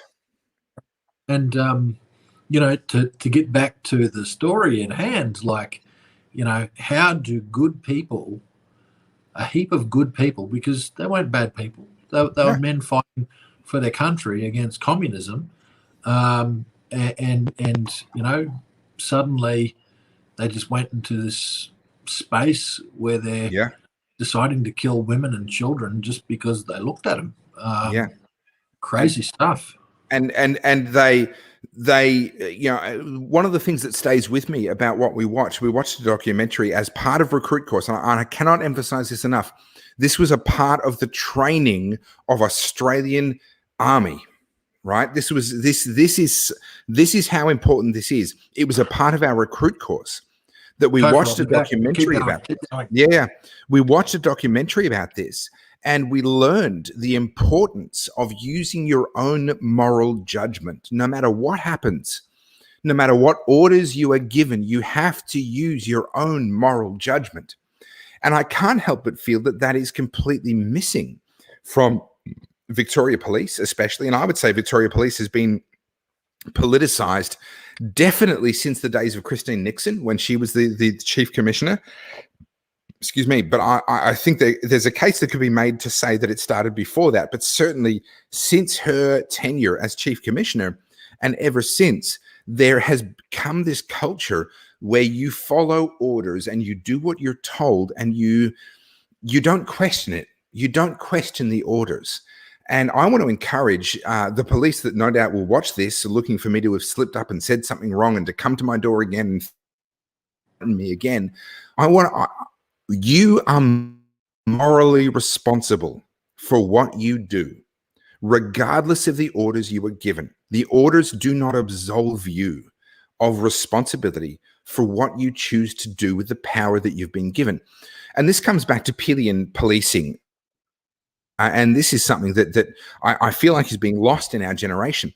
When the police force was first created in England, let's not forget that police as a concept has not been around forever. This is a relatively modern concept, not as we would see it, because it's existed for a few generations before us. But the concept of police is a relatively modern concept. And Peelian policing says that the police are the public and the public are the police. That's the fundamental principle of Peelian policing, that you are there to actually uphold the rights of the public. Now, I haven't heard this term before. What did you call it? Peelian policing. Just so Peelian. So Peel, P-E-E-L is the last name of the person who put forward this idea. Yeah, no, that's all right. So Peelian policing, and this was in the very early days of the police as they first came into existence in England. And of course, our legal system, our justice system, our political system all come from England. It's not exactly the same thing. We have our own constitution. It is a little bit different, but the principles come from England. And Peelian policing was founded on this idea that the police are the public and the public are the police. And you cannot have, and the authority of the police will quickly disappear if the police start acting against the public. And I can't help but feel that that's what we've actually come to today. As I go to protests, the protest on Saturday just gone, literally, what's that? 5 days ago, we had a protest where the police were acting as government agents. They were not acting as the public. They were acting as government agents and acting as, dare I say it, and again, I'm mindful, George, I'm not trying to lead you here, but this is my personal opinion. They are acting as the private army of Daniel Adams. They're acting as the private enforcement arm of the Labor Party. That is my personal opinion. Chairman Dan, that is my personal opinion on what the police in Victoria have become, and it was never supposed to be this way. So if I can turn that into a question for you, George, how do we come back from where we are? How do we come back from this? What's the pathway back? Is there one? Well, just remind me of the words mob rule. That will jog my memory. But what I want to ask you, though, before I go into that, you said, while I was grabbing something there, you said that about a police officer coming or police coming to your door again? Yes. Again? Yes. What did you mean by that? So I've only had 2 visits from police, and it's really weird that I so naturally say only. I've only had two visits from the police in regards to my attendance at protests. They came to me on Friday. What was it? Just Friday. It must have been Friday the 23rd of July. It must have been. To try and tell me that I should not attend the protest on Saturday the 26th, the 24th of July, because I had posted on my Facebook page the details of the protest, and I had said, you're damn right I'm inciting. I'm telling you to get there. I will be there. We need to stand up for our human rights. And so they showed up on the Friday, and they handed me a letter. And I need my interactions with the police at my home have been strictly professional. Okay. Their tone and their demeanor has not been intimidating or unprofessional in any way whatsoever. But the very fact that they are showing up to my family home, where I have my wife, my 5-year-old son, and my 1-year-old daughter, this is where I live. And they are showing up to hand me a letter to tell me that if I attend this protest and if I continue to incite people to exercise their human right to protest, that we will be in breach of the health orders and we will be subject to penalties and everything else. It's the playground comment again. It's the playground comment. We're saying, 100%. They come around, but they weren't really that rude at me. I mean, no. The fact that the police are coming around your house about you posting on social media to say, hey, let's stand up for our rights. I mean, no. Yeah. So you asked the question. The only thing I got to pose back, and this is what's of concern to me, what do the majority think? And I think because of the media and because of opportunistic politicians, that a lot of people in the public were probably down on the protesters, right? Yeah. Probably very down on them. because the media were telling them, oh, they're super spreaders. Yep. They're self-indulgent, like that Labor politician said in Parliament today. All this sort of nonsense. When actually, there's video footage out there of news reporters saying that when the Black Lives Matter protesters were out there, that there were no cases because coronavirus doesn't spread outdoors. That's what. Which is true. Which is true. Yeah. And more than that, instead of firing projectiles at people, the Victorian police were taking the knee. Now, does anyone see what's wrong with this picture? Yeah, 100%. You know, one ideology it gets the thumbs up if you go out and protest for that. The other ideology gets the equivalent of a rubber bullet or a beanbag bullet. Yeah, a beanbag round. So to finish what we were saying before about Matt Lawson, he was hit with the beanbag round, and if he's most active on Telegram, and if you're not on Telegram, I suggest you get there, because Facebook and Instagram and everything else, Twitter, are censoring a lot of information. I'm not going to say they're censoring the truth, because I don't know necessarily what the truth is, but they're censoring an enormous amount of information. Matt Lawson is now spending his time on Telegram because they don't censor things. And you'll see photographs on there of the injuries that he sustained. And I'll repeat what I said before, because I know that obviously over time, as we go along in this chat, the viewership changes. Matt Lawson is not one of the problem people. He's not an inciter. He's not creating violence or creating confrontation. He's doing the opposite. And yet he ended up being the one who got shot the most out of everybody. So I highly recommend go and find Matt Lawson on Telegram. And the other person, while I'm mentioning people, the other person I want to mention is go and find Real Rukshan, Rukshan, Real Rukshan, on Facebook, Instagram, and probably Telegram as well. I actually don't know. But certainly Facebook and Instagram, he does amazing coverage of these protests and shows you what's actually going on. These are people that you need to be following if you want to actually see something other than what the mainstream narrative, the mainstream media are showing you about what's going on. So we have a situation where police are showing up to my door at my house the day before a protest to try and tell me off and to try and intimidate me. And yes, they were not intimidating in their demeanor, but the very fact that they were showing up at my door is intimidation. They are trying to intimidate me out of exercising my human right to actually speak out against the government and say, hey guys, you are doing the wrong thing. They then showed up on the Monday after the protest, and this was quite comical. Now, by the way, if you're interested, if you're watching and you're interested, anytime there's the police knock on my door, I instantly go live, right? I'm live streaming every interaction that I have with the police. It's only been 2 so far. And I don't record a video and then post it later, because there's obviously a risk if I get arrested and dragged off and they confiscate my phone as evidence, which is one of the things I like to do, I lose that video. So I'm streaming instead, right? Because I don't know what's going to happen. So on the Monday after the protest, they showed up at my door again, perfectly professional. I can't fault their behavior, although I can fault the fact that they were even there, but I can't fault their behavior. Yep. To say to me, hey, listen, we've been reviewing the police footage and we saw you as someone who was at the protest as police footage. And I laughed and I said, you didn't have to look at your footage. You could have looked at my page. I was live streaming from the event. Like I'm not running and hiding here. I'm not trying to be like off the radar, you know. So you know, I'm literally front footing this. I'm saying, listen, I am standing up, and if you want to take me to court, I'm actually that's actually a court case that half of me is looking forward to. Half of me doesn't want the trouble, but half of me is actually looking forward to running the court case to say, I am standing up for human rights, the human rights that are guaranteed to me not only under English common law and not only under the Constitution and not only under the 1984 Imperial Acts Application Act that we have here in Victoria that actually brings a lot of English common law into modern Victorian law and explicitly brings it in, but also under the Victorian Charter of Human Rights Responsibilities. I mean, there is so much legal weight that says we have the right to gather, we have the right to express our displeasure with what the government is doing.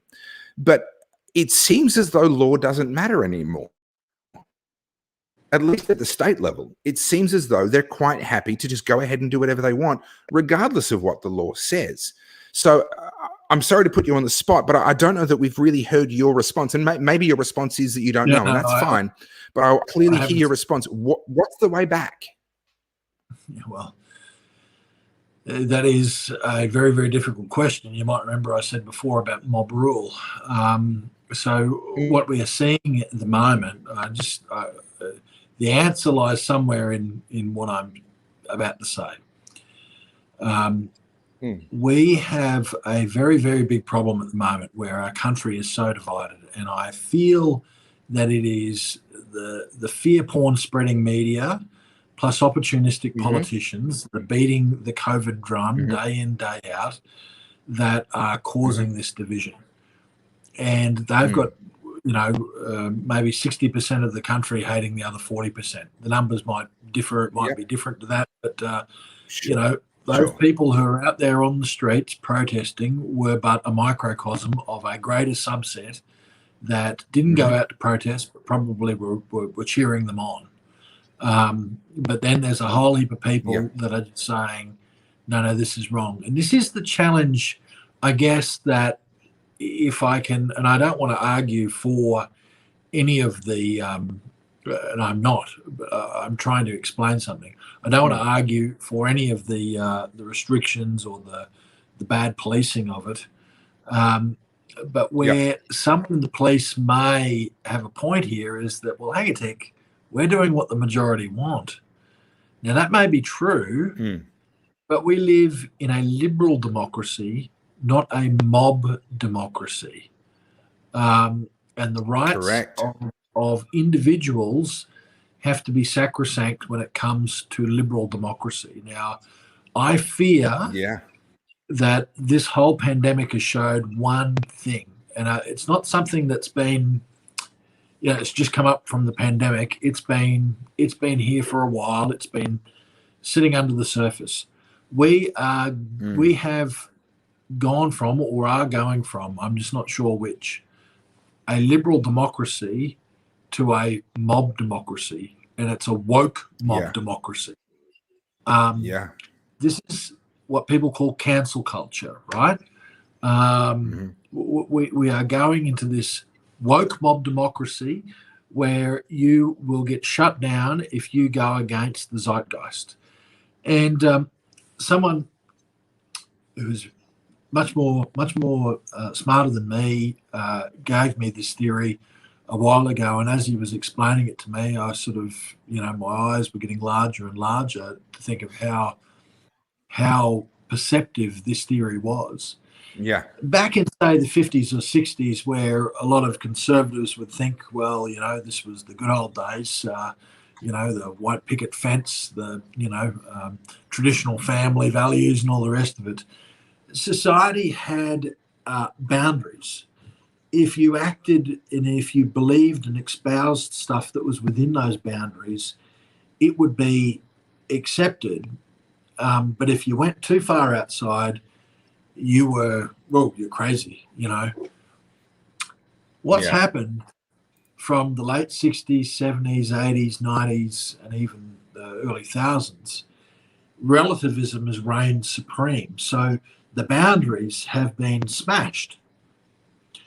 There is no such thing as truth and falsehoods. There is now your truth and my truth, and those boundaries have been smashed. Until recently, what's happened is the boundaries got smashed, and a whole heap of people run outside the boundaries. Now, guess what? They're the majority, and they've set up new boundaries. Bang. The boundaries are back. And if you're outside, if you're acting like you were in the 1950s or 60s, or even 70s, 80s, 90s, and early 2000s, guess what? You're the enemy now. Non grata in the new regime. And this is the problem. We have gone from a liberal democracy to a woke mob democracy. And I don't know, Topher, what the answer is. The answer, as I said some time ago, is understanding this fact I didn't say that some time ago, but that's number one thing, is understanding this fact. And the second thing is information. Politics is downstream of culture. The only way we are going to change the political outcomes is by changing what's fed into the culture. And you said before you're doing your own bit with this show. We can all do our own bit, whatever that is, just talking to your neighbours, your family and friends, as dangerous as that might be sometimes, is vitally important. Your own little space on social media can influence someone else. And so I would say this is where we need to be at. That change from the 1950s and 60s to today has been seismic. It took many, many decades. And so this is not going to be a quick solution. This is not going to be an easy solution. And in my most despondent and pessimistic of moments, I wonder whether there is going to be to be quite honest. I don't know. But I'm not going to stop fighting for what's right because I think that the cause might be lost. That's surrender. And in any sort of conflict, there's probably 4 outcomes, right? You fight it, you surrender, you try to negotiate a peace, or you flee from it. And,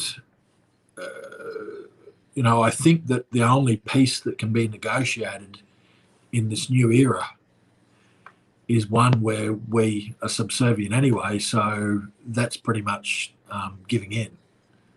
That's out. Yeah, so that's out. We need to fight it, and at some point, and I don't know what that point is, where we work out if this just is a hopeless case that we can't beat it, we need to get out of it. Yeah. And that's, George, I'm sad to say that, but that's, I don't want to get out of it. I want to fight it. Yep. Well, look, I've been very upfront with my viewers over the last number of months. I'm looking at Plan B. I'm looking at what does it look like if my children can't actually call Australia home. What does that look like? What does that mean? So you're in good company here in the sense that is a subject that is able to be spoken about. But I'm very mindful that we've been going now for 1 hour and 47 minutes. And I after early slow chats where my viewership revolted and they said, we need a toilet break, that I promised them I would give them one. So we're going to do that now. What I'm going to do is I'm going to play my video that we tried to play during the last slow chat, but didn't quite work. Hopefully it'll work this time. I'm going to play my Statism versus COVID-19 video. It's my most recent video. Came out only a few weeks ago. I'm going to play that. I saw it thank you. Morning. I appreciate that. So I'm going to play that for your viewing pleasure, but this is your opportunity. Run to the loo, recharge that cup of tea or cup of whatever that you may be drinking, because, George, after this, I want to talk to you about your Born Alive bill. And I feel like finally, after 1 hour and 48 minutes now, we've finally gotten through all the politics of today and we're about to go deep. So I look forward to going deep with you and talking about the real stuff after this break. In the meantime, please enjoy COVID-19 versus Statism, otherwise known as the Infectious Diseases Hall of Fame.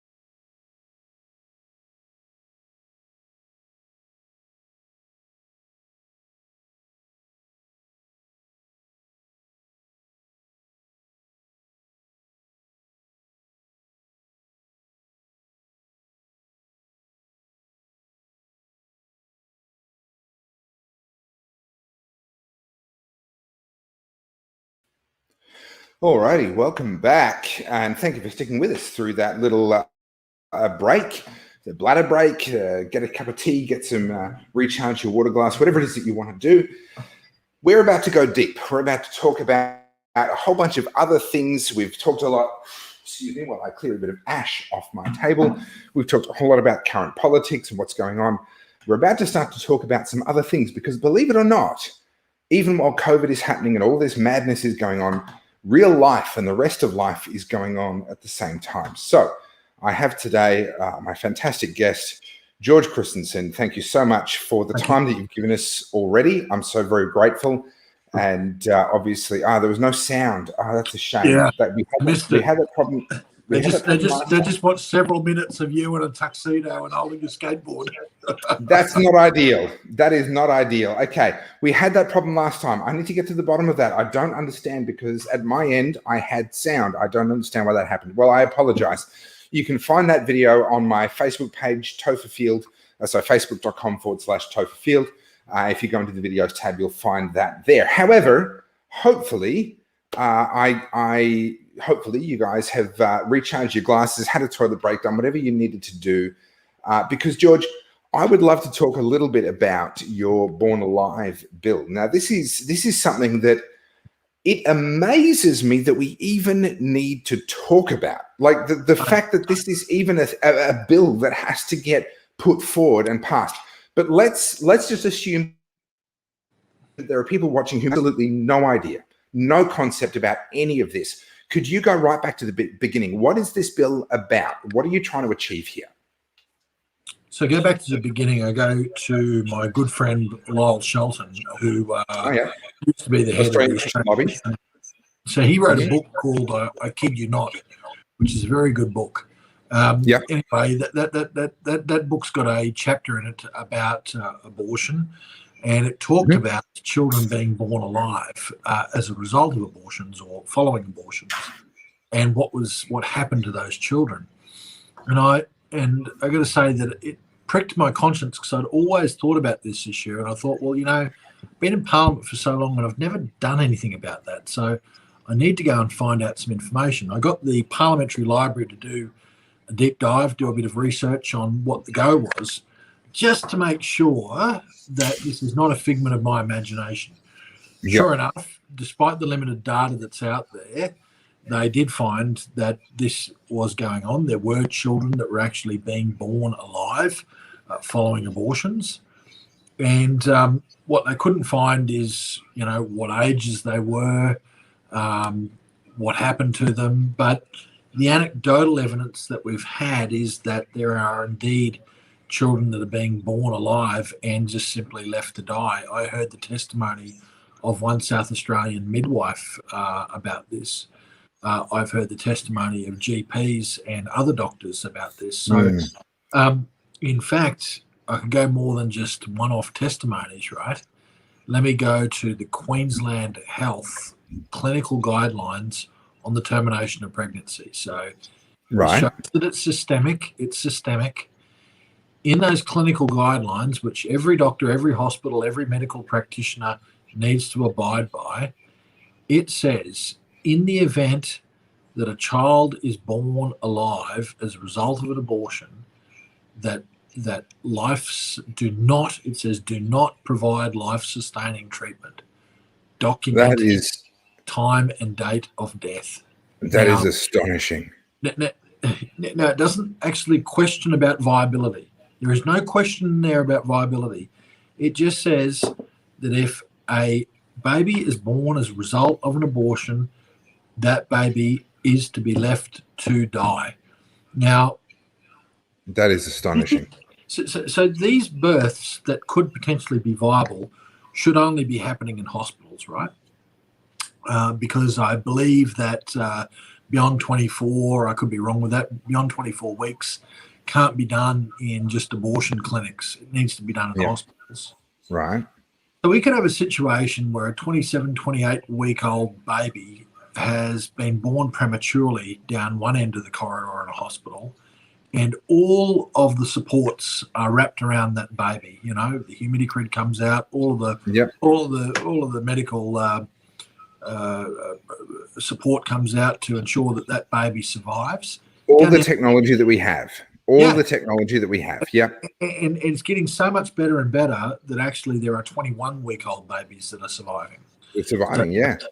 I'm 24 and beyond is considered viable, but the reality is we're pushing that back even more and more, so that 21-week-old babies are surviving. But let's just say a 28, 26-week-old baby born prematurely one end of the corridor, all of the medical facilities are wrapped around it to ensure it's going to survive, and it probably does survive with that. Down the other end of the corridor, an abortion is being performed. A 26, 27, 28-year-old baby comes out and it's alive, and I just say, clinical guidelines say leave it to die. And that's what we do in this country. That is what we do in this country. Sorry, I don't want to put too fine a point on this, but I want to make sure that we understand what we're talking about. Human babies that are alive when they come out of their mother's womb, despite the best efforts of the doctors, are to kill that child, are then being left to die of neglect. 100%. And that is the current law in Australia. Happens, well, it's a state-based laws, right? So you can be clear about that. And I'll touch on that later as to why I'm involved in it as a federal politician. But state-based, and it's happening in most states. There are some states like South Australia and New South Wales which have laws that say that they've got to intervene to save the child. The question is whether or not those laws are being adhered to. We'll find out in South Australia, because their change of law liberalising abortion happened very recently, whereas in New South Wales it's been the practice for some time to have that intervention. Whether that happens or not, I don't know. But what I've done, which politically is a little bit cute, you know how the lefties love to throw around United Nations treaties and all the rest of it to say we should be doing this, we shouldn't be doing that. Well, I picked up a United Nations treaty. It's called the United Nations Convention on the Rights of a Child. And Article 6 and Article 24 of that treaty are the important points. Article 6 says that every child shall have the right to life. And Article 24 says that every child shall have access to health services.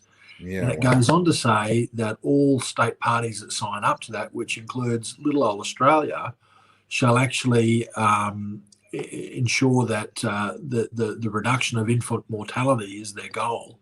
So the question that I've raised is that given that we've got states that are clearly leaving babies to die, I mean, when you look at Queensland Health's clinical guidelines, there is no other outcome that no other understanding of that than babies that are born that are outside the womb, by anyone's definition, are human beings.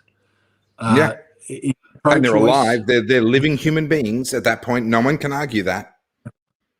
So the clinical guidelines state, let it die. Do not provide life-sustaining treatment. Now, that flies in the face of the international obligations that we've signed up to.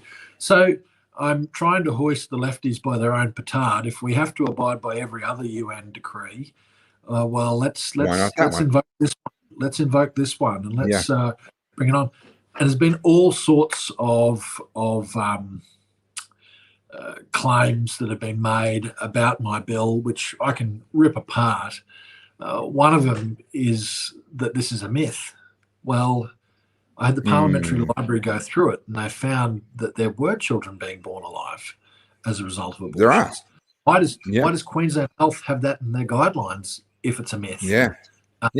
If it doesn't happen, why would it be there? Why would they have to have a case scenario to describe what should happen if those circumstances never come up? Exactly. Okay. That is happening. It is happening. There is so much that goes through my brain as we start to talk about this, and I'm going to completely dismiss this whole idea that men aren't allowed to talk about abortions and blah blah blah. No, I'm shoving that to one side. I don't care what your opinion is. If you think that anyone doesn't have the right to discuss human life and human rights, then you're irrelevant to my conversation. So I'm pushing that to one side. But I do want to. Let's just reason that for a second, and I've got a great reasoning there. Okay. Isn't it interesting that a bloke who has a one-night stand with a woman that results in a pregnancy and a birth of a baby is responsible for that baby, even if he didn't want that baby, responsible for paying child support for that baby for 18 years until that child is 18. But at the same time, men have no say in abortion. Well, it can't cut both ways. If we have responsibility, financial responsibility as men in raising a child that actually we might not want because it was a result of an accident, and I'm being very brutal in my terminology. Like, how is it that we've apparently morally and legally got no say in what happens to that child, whether they live when we want it to live? So this is a nonsense. This is the kind of debating point that you see on Twitter, not a real point. Yeah. So let me move on from that and get to what I would view as the crux of this issue. I'm a libertarian, and libertarianism is split just about 50-50, just about straight down the middle on this issue. There are those who view abortion as a women's rights issue, and there are those who view abortion as a human rights issue, and that basically splits libertarianism down the middle. And I'm on the side that views abortion as a human rights issue, where if you have a living human being, then they have human rights, and if they don't, then none of us do. You can't split hairs here about whether they're still inside the womb or whether they're not. If they are a living human, they have human rights. I'm almost looking for where to go that isn't too. I don't even have just go there words for it. But what does it say? What does it say about us? I mean, ultimately, what they're saying is that those two children born at opposite ends of the corridor, the child that was born premature, and I have a sister-in-law who was born very premature. She lived. She has some issues with her eyes and one or two other little things as a result of having been born very premature. But she is now a mother to a number of my nieces and nephews. Okay, she's married to my brother. She was born very premature. She's in her 30s now, so she was born very premature for her time back then. Obviously, we can now keep babies alive even earlier than what we could when she was born premature, thanks to technology and medicine and so forth. But ultimately, what we're saying is the human rights of this child depend on the attitude of the mother. If the mother wants to keep the child, then we do everything we can to keep the child. If the mother doesn't want to keep the child, then we let them die. That essentially is saying that our humanity and our human rights are dependent on the opinions of others. That's an untenable, but you can't justify that from any kind of a human rights position. No. Now, I remember when full-term abortion was legalized in Victoria under Premier Joan Kirner. Now, Premier Joan Kirner was installed as an emergency premier when the Labor Party were incredibly unpopular, I think out of the Cain era, if I'm remembering correctly. This is in the very early days of when I started paying attention to politics. John Cain, I think it was incredibly unpopular as the premier. They stabbed him in the back, as political parties are prone to doing. They installed Joan Kirner to be Victoria's first female premier and celebrated all of that, which is all good. And then she rammed through this full-term abortion legislation, which at the time was the first in Australia. Now, my understanding is that other states have since followed suit, but at the time, that was the first in Australia, full-term abortion legislation. And I remember the applause and the celebration and the ecstasy that came along with the passing of this bill to allow fully viable human living babies. You cannot mount an argument that they are not living, and you cannot mount an argument that they are not human. Now, I personally, full disclosure, my personal view is life begins at conception, and from conception, humans are human and they are alive and they have human rights. But even putting that aside, there comes a point when no one can deny that they are human and they are alive. And if they have come out of their mother and they are alive on a table as a result of a botched attempt to kill them, as a result of a botched abortion, what does it say about us morally that we even have to have this discussion? Who have we become? And it's a rhetorical question, but I'd like to hear your thoughts. Why are we even having this conversation? It is a rhetorical question because you've answered it yourself by asking it. I mean, look, where have we gone to? I mean, the fact that there are people that would argue against the concept of let me back up. Yeah. I fundamentally believe that the right to life is the most important liberty that we actually have as human beings. And I believe if you don't have that, you have nothing. I believe that the right to life begins at conception. Okay. Now that makes me a pro-lifer. Lots of people disagree with that point of view, but let me go back to the point I made before. They are entitled to do. Yeah. They're entitled to do it in democracy. Once you're outside of the womb, there is no one that can argue against that. People like Professor Peter Singer, who was once considered a crank, they sort of had the idea that infanticide could be supported. But we actually now have a bunch of people that are saying that, yes, we will now determine what happens to you, what your fate is going to be, depending on what someone else believes your status to be. Should you continue to live, or should you just go because there was an accident, we didn't kill you because your dad didn't want you. You should now be let die. Horrible thing, and it says a lot about our society. There's a culture of death that permeates our society. More than the culture of death, it's selfishness to the extreme. The fact that we would terminate life, even life outside the womb, let it to die for our own self-indulgence, and that's the word that one of the Labor Party people used about protesters today. I think I'm using it correctly. When we say, that, we can't, and it's not even self-indulgence, we can't be bothered with having this child in our lives. But you know what? You actually don't have to be. You can give up a child. So there's something even more bizarre that's going on here. You can give it up. You don't need to keep it. You can make the child a ward of the state and it'll go into foster care. Or what we should be promoting is adoption. I want to say, and I suspect that you'd be on the same page here, but you're more than welcome to disagree with me. But I want to say this. If let's say a teenager, because this is often the scenario, a teenager becomes pregnant with an unwanted pregnancy, it is my view that that person should be supported. This 1950s idea of marginalizing that person, pushing them out of society, hiding them away, that sort of thing, we should leave that in the 1950s, right? If someone ends up in a pregnancy that they did not want, then we ought to be getting alongside that person and saying, okay, you found yourself in a situation that you didn't want to be in, you didn't volunteer for, but there's now another human being involved in your situation. So let's support you and help you through that pregnancy. And if once that child is born, you don't want to be a mother and you don't want to have that child in your life, we will find another pathway. It's not ideal, but we will do that. And we as a society should these people.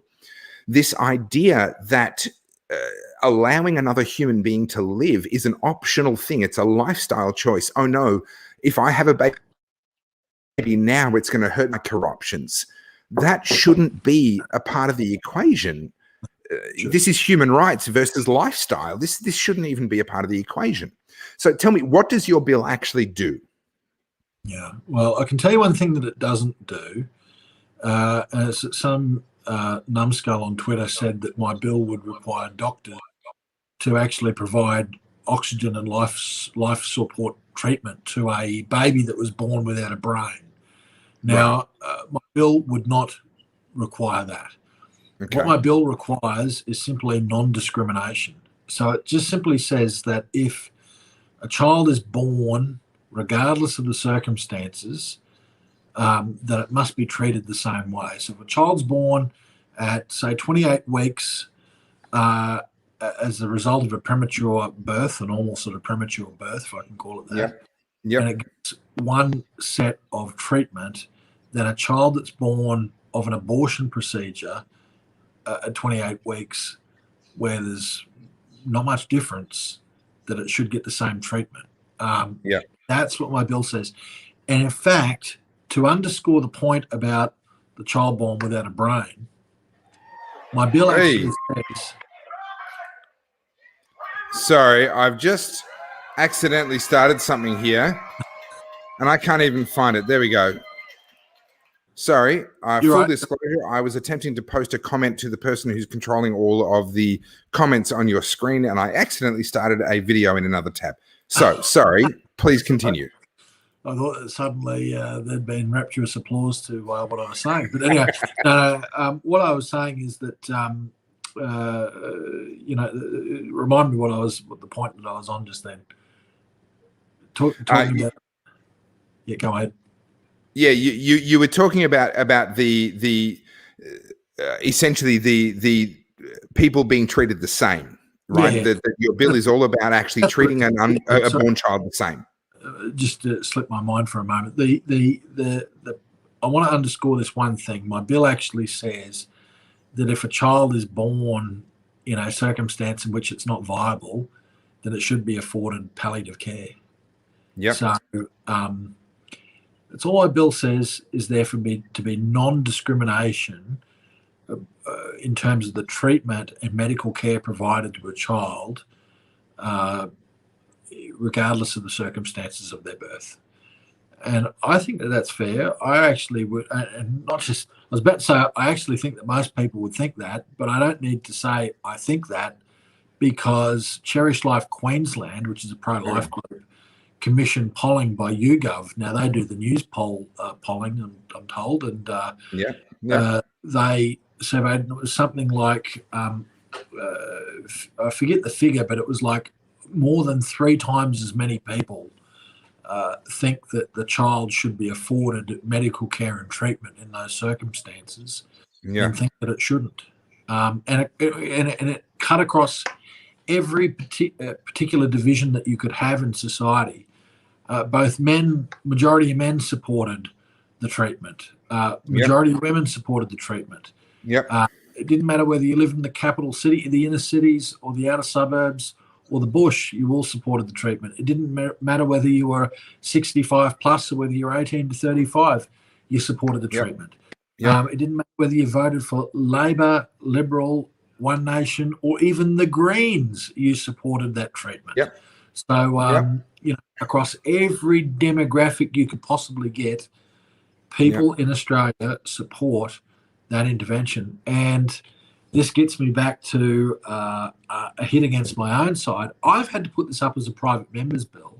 Now, it could be picked up by the government, but I haven't picked it up. And I'm firmly a pro-lifer, and the problem is that pro-lifers go out election after election supporting the conservative side of politics. And what do they see for it? Well, here is an opportunity for the conservative side of politics to do something that is pro-life, but yet there's little movement. And this is what I find so astonishing. Now I'm a Christian. Most of my followers know that by now. If you don't, well, hey, newsflash, I'm a Christian. I'm one of those crazy people who actually believes that God exists, that actually believes that the Bible actually does actually tell us useful things about life. And one of the verses that I find replaying in my head over and over again when it comes to these sorts of issues is a verse. I think it's out of Proverbs, but I actually need to look it up so that I can quote where it comes from. Those that hate me, and this is it's spoken in the voice of God. So those that hate me love death. And there is this incredible connection between atheists and people who reject the existence of God and supporting things like abortion and euthanasia and seeing death as a solution to problems rather than as an unfortunate and tragic outcome that is inevitable for us all. I mean, death is inevitable for us all. But there is this amazing thing that happens psychologically for certain people where they view death as a solution. They view it as, well, oh, you didn't want that problem? That's okay. You didn't want that child? That's okay. We'll just kill the child. That's fine. Oh, your grandmother's become a burden? That's okay. We'll just kill your grandmother. And actually viewing death as a solution. Now, I don't know where you stand. I probably should have looked this up and tried to research this before the interview, but I don't want to put you on the spot necessarily, but it speaks to something in our culture that I personally don't see as being very healthy, that we have taken to viewing death as a solution. We've got, again, cognitive dissonance going on, or I'm going to say complete and utter cultural hypocrisy, where we want to lock down to save a life. Yeah. If it just saves one life. Lock down for a virus that actually has an infection fatality ratio, according to a World Health Organization bulletin that I read, of 0.27%, which basically means that if you catch it, you are 99.7% plus likely to survive COVID-19. But we want to shut everything down, destroy all sorts of freedoms, destroy everything in our economy to save a life. But at the same time, hey, if a baby's born alive as a result of abortion, let it die. If your grandma is a pain in the ass and she's bedridden, well, we can fix that up with euthanasia. You know, I said before, culture of death, and I'm not wrong about that. There is a culture of death, and at one point, I think there is. We had people that were sacrificing children to appease gods. Baal is the one that's quoted in the Bible. Oh my goodness, I'm so glad to hear you bring this up, because I brought this up in an interview on Discernible about 6 months ago, and I felt like I was so alone. And here you are saying, I literally used that exact same example. Please continue. Well, there were people, it's in the Bible, the Canaanites, that sacrificed children to Baal. And would sacrifice, I think, pretty much their firstborn to Baal. And, you know, now we're sacrificing children to the god of self. It was a false god, the god of Baal. False god. And so is the god of self. It's a false god. We should be protective of our freedoms, but we should never, ever put ourselves above other people. Particularly above other people's lives. Our lifestyle does not trump other people's lives. And people might see, of course, someone's probably going to pull me up and say, well, that means you should support lockdowns.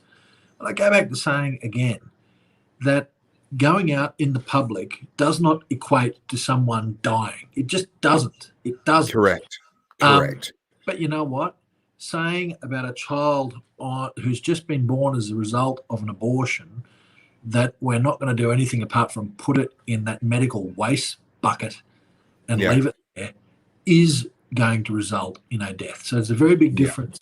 And Topher, I actually, something that your listeners and perhaps you don't know about, I'm actually, big up myself here. I'm going to say I'm well versed. Not that much. There are people that are much smarter than me. I have a postgrad diploma, actually, a graduate diploma in theology, and I'm 1 unit away from completing a master's degree in theology. And part of that is Christian ethics. And so we look into these issues, and you know, from a biblical perspective, I guess. And I can say, I can argue from a biblical point of view, but I think I can also argue from a rationalist point of view that no matter which way you cut it with this issue of children being born alive as a result of abortion procedures, you've really got to intervene and provide that medical support. I mean, you're not arguing for protecting children that are in the first or the second trimester. You're arguing about children that are outside of the womb and are viable. They are alive, and they could potentially be saved and continue to live and grow up and become like you or me outside of the womb. I mean, how are we even having a conversation? I just want to say again, I'm so grateful to hear you make that comment about Baal worship, because I made exactly the same comment on an interview with Matt Wong of Discernible, I don't know, about 6 months ago, maybe not even 6 months, maybe 4 months ago. I don't even remember when exactly it was. And it's so easy to feel very alone when you talk about these things. But let's actually take a look at this. In ancient cultures, and whether you look at the Aztecs, whether you look at the ancient Israeli cultures, if you look at cultures around the world, there were at different times and in different cultures, depending on which gods they were worshipping at the time, there was this idea of sacrificing, whether it was a virgin, a baby, a firstborn, these human sacrifices that went on. And they did it for the purpose of having a better harvest, having better weather, having better, ultimately, if you actually boil it down, what they were doing was they were sacrificing human beings for the purpose of their lifestyle. If we kill that person, we will have a better harvest and we will have more food to eat. And I cannot help. And if this offends somebody, so be it. I'm not going to apologize for it. If this offends you, then be offended. This is my personal opinion. I'm not speaking for George here. He can speak for himself, but speaking for myself, abortion in the modern era is the modern equivalent of that. What we are saying is you are allowed to take somebody else's life so that your lifestyle will be better. Oh no, my career is at risk. If I have a baby now, I might not be able to achieve my career aspirations. I might not be able to finish university. I might not be able to finish whatever. We are sacrificing the lives of one human being for the lifestyle of another. I can't separate the two. So it's all a lie, Topher, because as I said, that people can opt to give up a baby, and there's circumstances where the state intervenes and takes a baby out of that parent's custody anyway. Yeah. So, but just an interesting thing, and I'm throw this around to show how theologically smart I am, which is not really. Go for it. Go for it. But people would know the Bible story about Abraham and Isaac, right? And if you don't know, on the altar, where the Old Testament, where Abraham went out with his son because he had a message from God that said you need to sacrifice your son. Yeah. And so he went and took him, set up an altar, he's got his son to help set up the altar, told his son that he was going to kill a lamb, and the son said, well, where's the lamb? And then, shut up, son, tied his hands, and then... You're the lamb. And just before the knife was plunged into the son's heart, no doubt, there was this epiphany. Don't do it. You're a faithful man. That's it. Yeah. Yeah. We can take biblical stories literally, and I don't want to say that we shouldn't, but we can also take the meaning from them. What was happening is that this was the first time that beyond the Garden of Eden, I've got to say that the true God really emerged in the history of man, because they're all sacrificing it to this God and that God, so that there'd be good harvest and there'd be fertility and all the rest of it. And so what Abraham was doing was what everyone did, sacrificing the firstborn. Yeah. What happened is that he had an epiphany that God told him, no, do not do it. And then this is getting really, really in depth and away from it all. But that's what the slow chats are all about, George. I've sucked you in. Now we're here. Please carry on. If you're a Christian, right, and most people have real big problems with this, what the hell, we had God that was telling him to kill his son and all the rest of it. You got to think of the culture at the times. This is what the gods demanded. But actually, in this case, God demanded he not be killed. Yeah. But he said that you're very faithful, Abraham. And you think about that. So God bestowed on Abraham, his whole future, the people of Israel. And he did that because Abraham was willing to give up his only son for God. Yeah. Can I add another layer to that? What did God do in return? Yeah. Can I add another layer to that? Abraham was barren and had no son. And God and an angel visited him in a dream and said, you're going to have children. and your children are like the stars, unable to be numbered. And it was only after that that Isaac was even born in the first place. And so when God said, put Isaac on that altar and be willing to sacrifice him, it was beyond just your firstborn son out of a bunch of kids. It was a miracle child that had not been possible for him in the first, whatever it was, 80 years or so of his life. He hadn't had a kid. He'd never had a son. And then finally he did. And that was the son that God said, put him on the altar and be willing to sacrifice him. Now, God, yeah. I couldn't think of anything worse than having a kid at the age of 80. But anyway, that's me. Keeping you awake at night at that age, goodness. But that's the significance of God saying, I know that you're faithful. When he was willing to put that son on the altar, God knew that Abraham's faith in him was absolute. Now, throughout history, God has never demanded human sacrifice. He's never actually asked anyone to follow through on human sacrifice. It's not a part of God as we understand that to be revealed through scripture or revealed through anything else. And yet that is very much a part of pagan culture, that we sacrifice other people and their lives for our own lifestyles. And I can't help, let me go one step further than what I did in that interview with Matt Wong on Discernible a few months ago. Let me go a step further. Isn't that in a way what we're doing with this whole paranoia, this fear around COVID-19? We are demanding that other people suffer.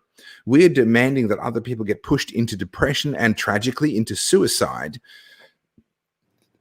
in order to allay our fears of a virus, to make us feel better.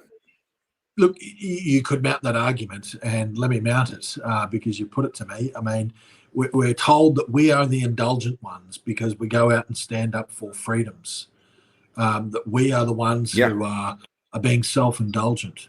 Well, actually, you know, everyone who wants lockdown, who wants government to take care of them, they're being self-indulgent.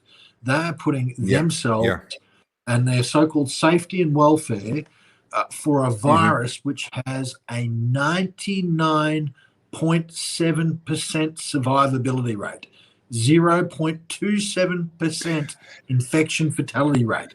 They are putting their fear about this ahead of everything else, ahead of kids' education, ahead of people's businesses, people's livelihoods, people's jobs, people's mental health. You know, now, I want to pick up on this because I meant to pick up on this when you mentioned it a little while ago. In March 2020, Professor John Ioannidis came out with the first meta-analysis. Now, Professor John Ioannidis is not just any old person, right? He is the father of the statistics of epidemiology. He is the guy that everyone else learned from when it comes to developing and calculating statistics around epidemiology. He came out in March 2000. Sorry? You're on top of it. He's the one who said 0.27%. Well, he came out in March 2020 and he said, based on the data we have, it's approximately 0.2%. Right? That's what he came out with. I then reported that to my audience and to my people that follow me and watch what I do in videos. I said, listen, the best data that we have is 0.2%. Now, this wasn't just printed in any old document. This is what I referred to earlier. No. This was printed in the World Health Organization Bulletin. It is now. It wasn't then. Right. There you go. It was his own report. It was his own report then from the Center of Evidence-Based Medicine. No, I'm mixing up two. Sorry, I'm conflating two different things. I apologize. Center of Evidence-Based Medicine is separate. Johnny Ioannidis is separate. And while you're talking about conflating, can I just say I've just realized that I've conflated something. When I was talking about lockdowns before, I talked about 51 countries. I got that wrong. 51 countries was what Ioannidis actually surveyed. He surveyed across 51 countries to find what the infection fatality rate, the median infection fatality rate was. I think the lockdown, which I said 51 countries, it was only about 10 or 12 countries that were surveyed. But anyway, I digress. Go on. All right. So in March 2020, I repeated what the best evidence we had was, which was from John Ioannidis and his assessment of, so he's the father of statistics of epidemiology. He is the guy. Everyone else that is an epidemiologist learned from him or learned from the textbooks that he wrote. He is the grandfather. He's the granddaddy, right? He came out with a report in March of 2020 and said, as best as we can tell from the evidence we have right now in March 2020, the infection fatality rate is 0.2%. I repeated that, and that was my very first strike for misinformation. That was the first time the fact checkers ever came for me, right? Oh. And I have to dance around the fact checkers now. There's so much stuff that I can't say. And if you want my real stuff, and if you want me to be, if you want the stuff that I can't post on Facebook, it's on subscribestar.com/Topher Field. You can check that out, subscribe, and then get access to the stuff that I can't say publicly, right? So he came out with that. He's the #1 authority in the world on the subject. I repeated what he said, and I got pinged for it. History has proven him right. He was out by 0.07%. 0.07%, and now even the World Health Organization agrees with him. That's it. But you won't hear that in the mainstream media, and you've got to wonder whether you'd still be banned on Facebook or YouTube for saying it. There is just such a bizarre sort of, I don't know what, just a really bizarre culture that's developed around this pandemic. You can't question anything. You question certain things, you get cancelled. You literally get taken down off social media. Videos literally get pulled down. You get condemned in our parliament. You get smashed in the media. This is not normal stuff. Science is all about questioning. And, science isn't God either. A scientist can come out with a position, and that position may lead someone to say, hey, let's lock down, or hey, let's wear masks. But you know what? It doesn't need to lead to that, because there's factors other than science that have got to be built into public policy. Correct. And this is my issue with that. Sorry? We've made science a god. That's what we've done. We've now made science a god. And it was C.S. Lewis that warned us about this, the great famous author of, the Chronicles of Narnia. I'm a big fan. And he, for a long, long time, he wrote science fiction books that people neglect.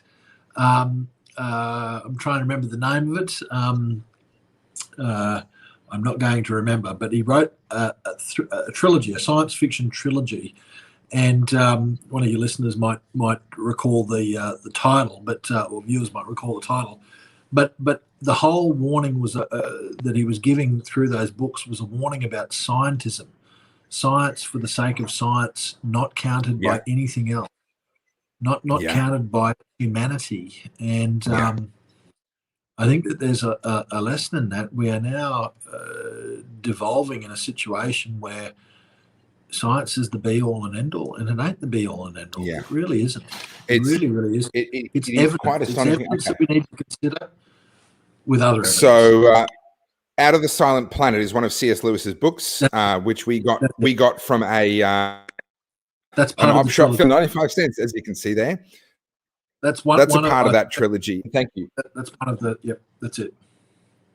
Thank you to my beautiful wife who just brought that to me out of our personal family library. I am with you 100%. That is a hill that I'm on right next to you, George. We have come to worship science. We have come to treat it as an idol. And science is incredibly valuable, but science has its boundaries. And I think we see this with the COVID side of things, where we have people like Premier Daniel Andrews saying, I'm just doing what the science says. I'm doing what the experts are telling me to do. The job of a politician. There's no such thing as the science, in inverted commas. There are sciences. There's a range of different disciplines within the realm called science. And you know what? Yeah. Within those disciplines, there is a range of different views and different interpretations of things that go on within those disciplines. So this comment about the science, it's as if it's there's only one collective view about what is scientific reality. It's bullshit. It's not just at risk. Bullshit. At risk of sounding self-indulgent or self-promoting, there's a video that I did in 2012 called The Forbidden History of Unpopular People. And I deal with this issue very specifically. And at the time, the issue at the time was Julia Gillard's proposed News Media Council. That was what was proposed out of the Finkelstein report that at the time.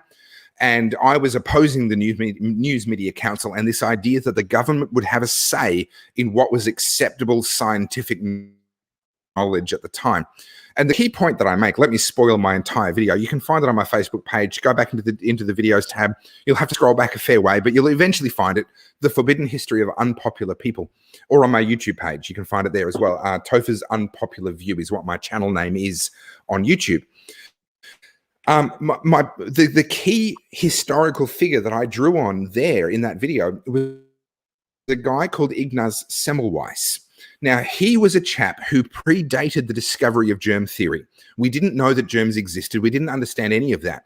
But what he discovered was that if you made doctors wash their hands with a particular concoction that he devised of lime and a few other things, if you made them wash their hands in between doing an autopsy on a dead body and delivering a baby, then the mother and the baby would have a much higher survival rate. He couldn't explain why. He just knew that it worked. And he had the data to prove it. And in the video, I talk about the data.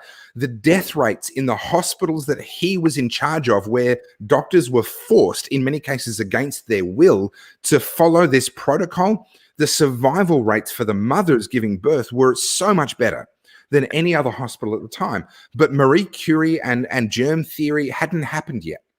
He ultimately died, ironically, of an infection after he was beaten by the guards at an insane asylum, because he became so impassioned and so angry about the fact that he was being ignored and mothers were dying all over Europe. And it didn't have to be that way. And he was writing letters and he was giving speeches and he was so impassioned about it. They locked him up in an insane asylum. And ultimately he was killed by a guard who beat the crap out of him, and he got an infection from one of his injuries. And he died in that insane asylum. And it wasn't that long afterwards, I don't recall, but it was 10, 20 years afterwards that Marie Curie actually, or that germ theory actually sort of came out. What was this guy's name again, Topher? Ignaz Semmelweis, I-G-N-A-Z. I don't remember how to spell Semmelweis, but you'll find him fairly easily if you Google him. Yeah, well, sometimes I fear my fate's going to be like him, locked up in an asylum and beaten. You and me both, George. You and me both. But here is the key takeaway from all of that. New knowledge always starts life as a rebellion against the accepted knowledge. True. And if we don't allow rebellion against the accepted knowledge, then we cannot learn anything new. Now, yes, there are idiots out there saying things that aren't true and that, promoting remedies that don't work. And there's all of that going on. Absolutely. But at first, that is indistinguishable from guys like Ignaz Semmelweis, who are actually right. And if someone has just written, so SA has just written Ignaz Semmelweis, Semmelweis, so replace the last L with an I, and I'm pretty sure that is the correct spelling of his name, Ignaz Semmelweis. If we shut down dissent from the accepted majority view, there we go, there's the correct spelling, Joe Barker has got it, Ignaz Semmelweis. If we reject and stop anyone from dissenting from the currently accepted wisdom, we stop our own progress. We cannot learn anything new if we do not allow people to seem like they're wrong. Some of them will be wrong, but among them will be those who are right. So let me take it to another topic which is related, right? You are 100% correct in that. And this is the problem with cancel culture. There are certain things that you cannot say now on the platforms that we're probably streaming to. And let me say that I saw a list of the things that YouTube forbids. Are we going to YouTube or no? Are on YouTube, but I don't care. Go for it. We're going. Well, I won't breach any of them, but I'll say what YouTube YouTube had a list of COVID misinformation, and some of the things that you can't say. You can't talk about certain treatments. You can't say that there is a cure. You can't say that there's treatment, so you can't talk about the efficacy of them.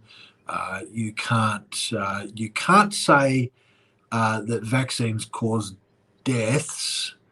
So I wonder what the reality is behind the TGA confirmed statistics around that. But anyway, there's certain things that you now can't say on YouTube in relation to this pandemic.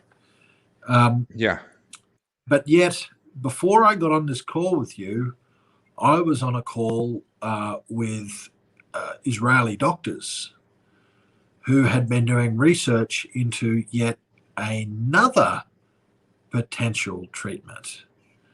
Okay. And they presented some facts to us, and I've got to tell you that there were, it was that of that much interest. There were significant people on this chat, the Zoom call, from the Australian medical industry. But you won't hear about this. You won't hear about it because it's something that the modern day gatekeepers of public discourse will not allow you to hear. Now, this is my issue. Now, libertarians might be split on this, and I see stupid commentary like I saw on some bloody blog the other day just saying, oh, what do these conservative politicians not get about, parking yourself on someone else's real estate? You've got to abide by what they say. These social media companies style themselves as platforms on which other people publish their content. Yes. Now, if you are saying you're a platform and you're absolved of any liability when it comes to defamation and the like, then if you start editing, or how they would term it, Topher, is making sure people conform to our community standards. Removing misinformation, George. Get it right. Removing misinformation. Fact checking. Yes. This is editing. Correct. This is editing, which means they're publishers, which means that if someone says something about me that's incorrect and defamatory and false on Facebook, I should be able to sue Mark Zuckerberg for $1 million. The problem they cannot have it both ways. I can't sue Mark Zuckerberg for $1 million because he's a platform, and actually what someone posted on it is their liability, not Mark Zuckerberg's. Well, you just said it. You can't have it both ways. So we need to really regulate. And I got to tell you, again, another little scoop, I'm working with other parliamentarians on a private members bill. Private members bills rarely ever see the light of day in terms of becoming law, but this is about exposing the fact that there is a potential solution to this social media big tech censorship and telling the government, look, you can do something about it. Here, us lowly backbenchers have gotten together and worked out a solution around this. It can be done. We can. This is more nefarious than just what I've said. Think about this. Craig Kelly has been deplatformed. Craig Kelly has been removed from Facebook. A sitting member of Parliament removed from Facebook. You've been censured as well. And I was just about to whinge about myself. I won't do it much. No, I will whinge about it for you. You have been censured by your own colleagues for daring to bring up things that don't suit their narrative. Well, they're jokers. I mean, I got to tell you that I this is the truth. I sat there, I gave that speech, and I thought, this needed to be said, and hopefully it'll be picked up. Great. And then I sat there. First thing that happened was Anthony Albanese got up before he asked his first question in question time, said he wanted to disassociate with the Labor Party from my statements. And I thought, wow, okay, my speech is going to get picked up by people now. And then it got to the end of question time and he pulled on this motion condemning me. I thought, thank you, Albo. Now the whole of Australia is going to know what I said. Thank 100%. you. So they amplified it. And I'm going to tell you, as I said, my email has not stopped going. And the reason I thank him is not for my personal pleasure about being named. It's not pleasurable to be Yeah. condemned. It's not pleasurable to be said that you're a disinformation spreader. But people are smart enough in this country to go and look at the source, and they looked at it, and a lot of them said, "I agree with this guy. What he said's right. It shouldn't have been condemned." But worse than being condemned was that Facebook took the video off its platform, and they did it for what I said about certain things that we need to do. And I got to tell you, there's a lot of studies about certain things that actually do what I said, and I'll say no more about that, or else we'll have the video taken down. But again, the social media companies now control the discourse, and they control it from afar. And this is where I wanted to go with this.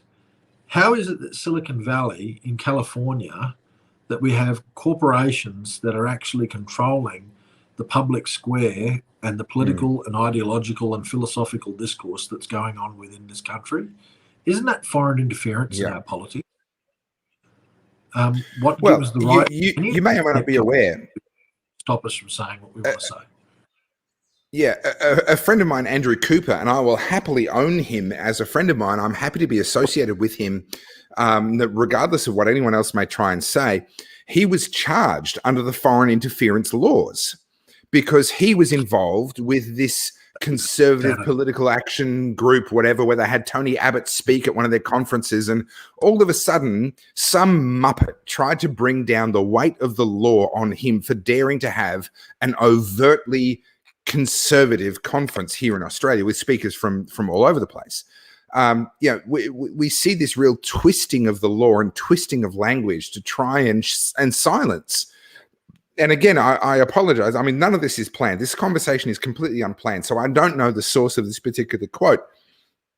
But there's a quote that says, when you cut out somebody's tongue, you do not prove that they were wrong. You only prove that you were afraid of what they were going to say. Right? And that's what's happening with censorship. They're trying to cut out my tongue. They're trying to cut out your tongue. They're trying to stop us because they're afraid of what we are actually saying. And the number of times now where a year ago, 18 months ago, I was pinged by Facebook for so-called misinformation that is now accepted as true. And I'll repeat the example I gave before where I was actually wrong, where the whole lab leak theory, that was pinged as misinformation. If you put that on your Facebook page, you would get pinged by Facebook for spreading misinformation. It's now accepted as true. And I didn't even accept it as true early on. I was one of the people saying, you know what, that's probably not true, right? I was wrong. Facebook were also wrong. The difference is, I'll admit it, I'll sit here on a Facebook Live with my own view and say, hey guys, be aware, I'm human, I was wrong. Facebook will never do that. They admit they actually got it wrong. They will carry as though they've been right the whole time. And which brings to mind this sort of 1984 George Orwell kind of idea of this perpetual present. There is no history. History has been erased. There is only a perpetual present in which the state, and I include in that, the Facebook and Twitter and so forth, they are privately owned companies, but they are now acting as organs of state. Okay, here we go. Neville Hyatt. Thank you, Neville. Right. And I owe you a phone call, by the way, Neville. I saw that I missed your call earlier today. I will call you back. When you tear out a man's tongue, you are not proving him a liar. You are only telling the world that you fear what he might say. Apparently from George Martin. I didn't know that. Okay, there you go. I didn't know that either. Neville, I'll take your word for it. There's another quote that is similar, but a little bit of a different twist, I guess. And that is, and I can't remember the exact quote verbatim, but it's like, whoever silences the king becomes the king. And yes, they're afraid, but look at Donald Trump and his removal from all platforms, just Twitter and Facebook and everything else. Yeah, big tech silenced the king, and they did so. They cut out his tongue because they were afraid of what he might say, but they silenced him nonetheless. Yeah. And so who is running the show? Yeah. Big tech are now part of the oligarchy, and I probably say that word, that term at my peril, because people think you're a nutter. But there is an Sure. oligarchy, and big tech are right up at the pinnacle of it. They control so much of the public square now, and you just pointed out, about the erasure of history, the erasing history, and the 1984 dystopia. But I got to tell you that it's actually more about the present. If you are only able within the new public square to have one particular point of view, and you set up a boundary that says that if you have this point of view, you're off. If you have that point of view, you're off. Then guess what? You are going to get the entire society conforming to a particular narrative, to a particular ideology, and this other ideology is going to be expunged. And that's what they're aiming to do. And we're not talking about things that are like, KKK or neo-Nazis or anything like that. We're talking about people that even question the concept of gender fluidity and stuff like that, which is quite, I would think, a normal sort of a normal stance to take. Well, can I touch on that for a moment? I gave a message months ago now in fact, I do know when it was. It was Anzac Day 2021. To April 25th, 2021, I gave a talk. I was invited to speak at a Macedonian church in the northern suburbs of Melbourne, and I gave a talk on the subject of government taking the place of God, right? How the Victorian government is trying to supplant God, become God, and quite literally telling. So, I obviously you're a federal politician and you're from Queensland, so you've no reason to be across Victorian state politics. So, let me say this: I don't presume that you already know it. But let me say this: in Victoria now, as a result of the change suppression, full name, I don't remember its full name, but it's a change suppression bill in Victoria. If someone comes to you and you're a pastor of a church or you're a Christian counselor or anything like that, and says to you, "Listen, I'm confused about my gender. Maybe I was born as a man, but maybe I think I'm actually a woman." I know what you're talking about. Yep. Yeah.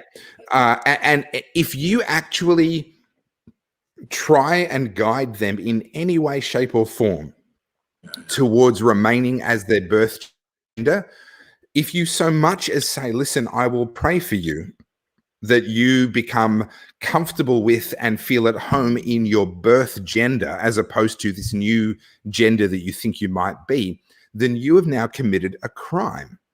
Now, to me, the government coming in and assuming the authority to actually tell you what you can pray, that is literally the government trying to take the place of God. This is literally idolatry at this point. If we allow the government to do that, we are allowing the government to take the place of God himself in our lives and in our worship, in our conscience, etc.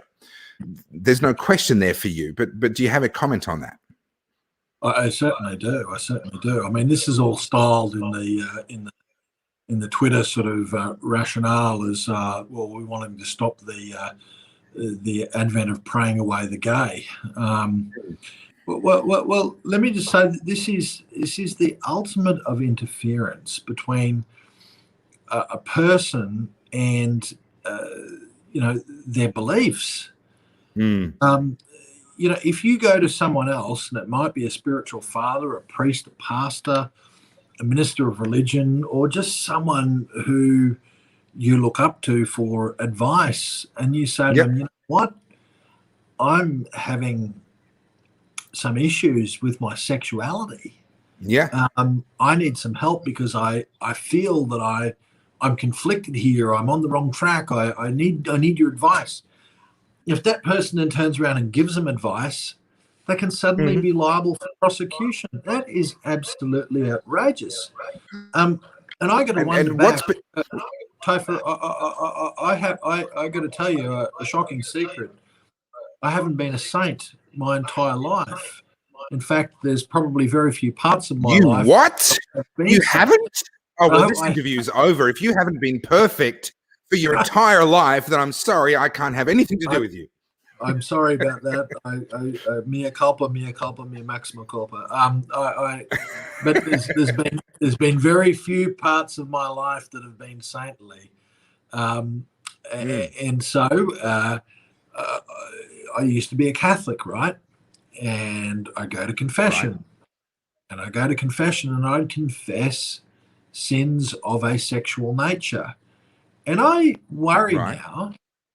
If I went into a confessional to confess a sin of a sexual nature, if it was of a certain sexual nature, and the priest decided that he was going to give me advice, lesson, which they do, we need to think about this part of scripture, and what it's really telling us to do is to do this, and perhaps we should do that, and and then say 10 Hail Marys and 5 Our Fathers, or whatever it might be at the end of it.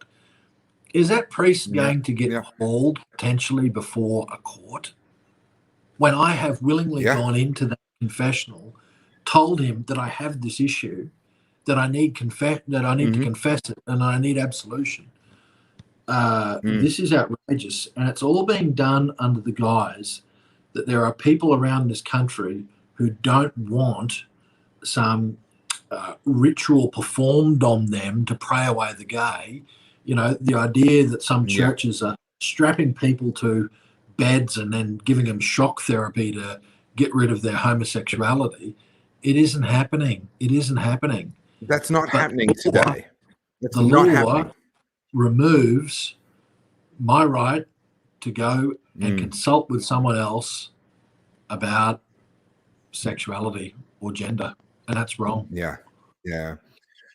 I want to make a comment on that, and then I want to ask you one last question, because I'm very mindful that we're approaching the 3-hour mark. And George, this has been gold. This 3 hours that I've spent with you has lived up to my expectations and beyond. And I so appreciate your honesty, your integrity, and your answers, and everything that you've given to us. But let me make a comment on that, and then let me ask you one last question before we wrap up.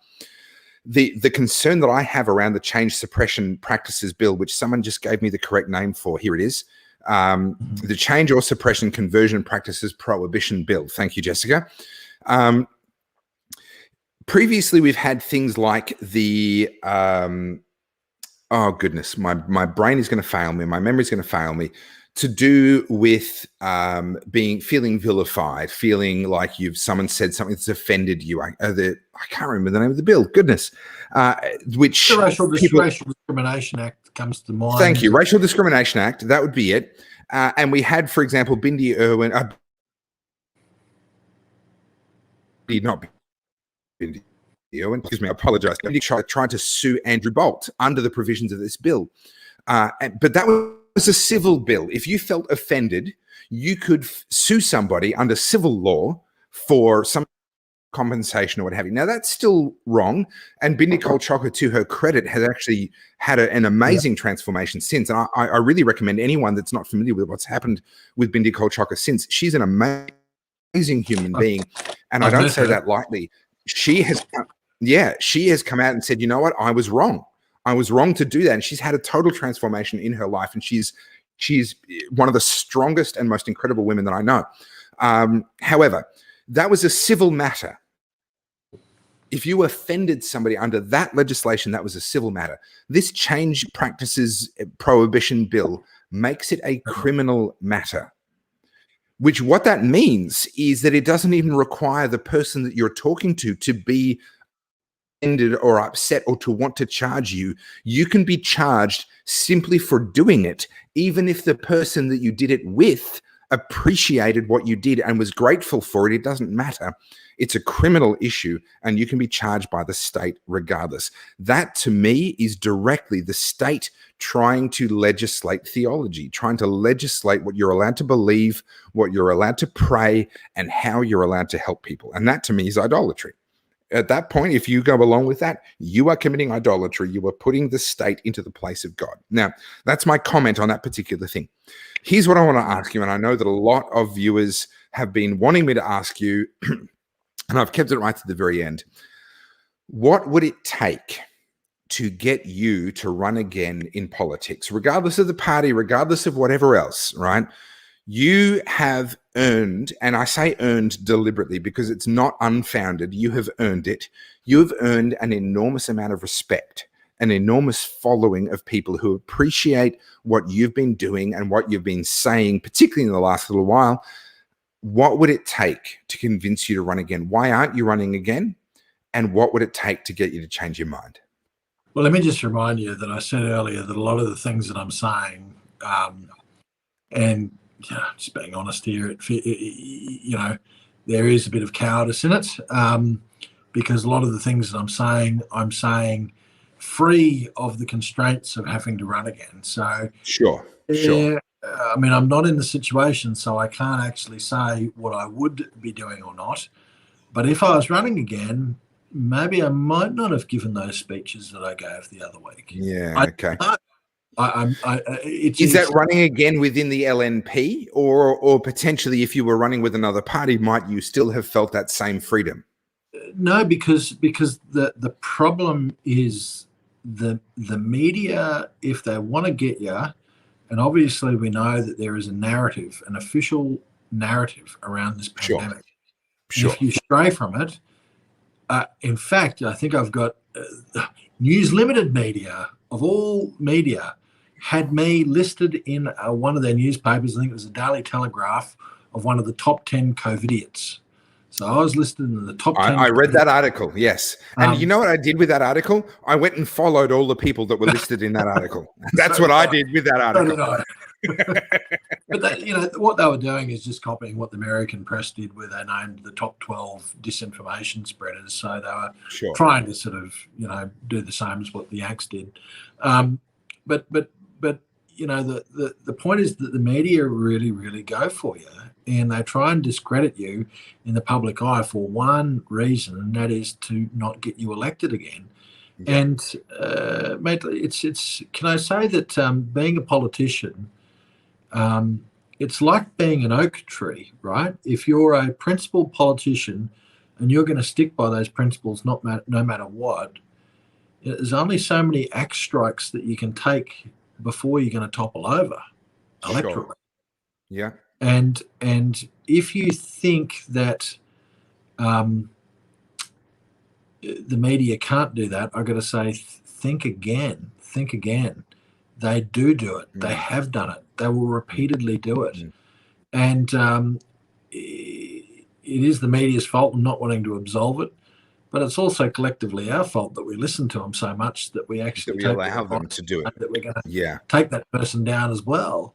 So mate, I don't know. Look, I had one of my staff members say to me, "Oh, maybe we should poll the electorate to check what their view is on lockdowns." I said, well, why? Why would I do that? Oh, well, they might be against what you're saying. Given there's been that much fear porn that's been distributed to the public, I probably guess that they might actually disagree with what I'm saying. Yeah. But that's the difference between politics and leadership. Leadership is actually saying what's true and what's right, regardless of what your electorate might have been conned into believing. So let's fix the situation then. How do we fix it? Well, the only thing I can think of is that let's extend the terms by 2 years. So we'll have the British 5-year terms, but we'll have term limits. No one can run more than once. So you get elected, you do what's right, and then you go. Wow, interesting. Okay. There you go. That's off the top of my head. So let me tell you where I'm coming from. Look, I've been in media and in political commentary for 12 years now, and literally within months of me starting to raise my voice, I began to get people coming to me asking me to run in politics. And most of it's just ordinary people saying, hey, you should run for politics. Occasionally, I've had actual political parties approach me. And I've always said the same thing to them. And I had this conversation with Malcolm Roberts last week, and I would appreciate just a little bit more of your time if you're willing to have this conversation with you. Definitely. For the first time in my life, I'm actually thinking about it.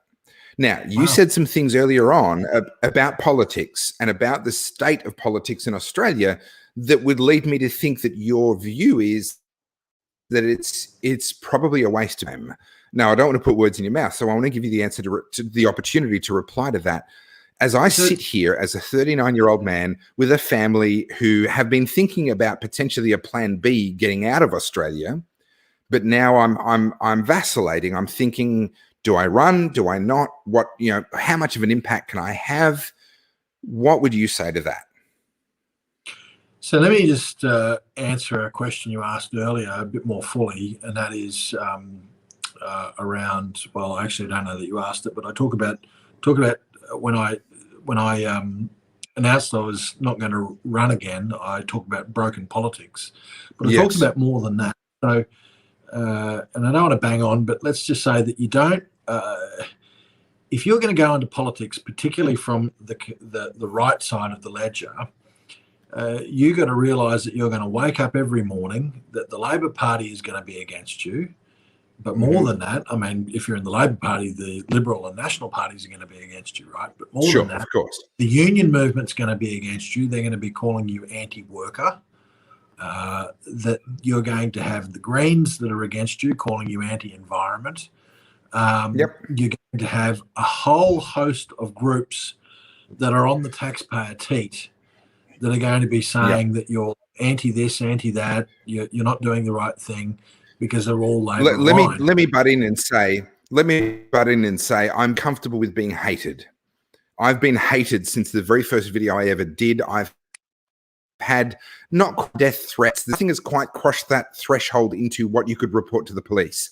But many death wishes against my family and my children.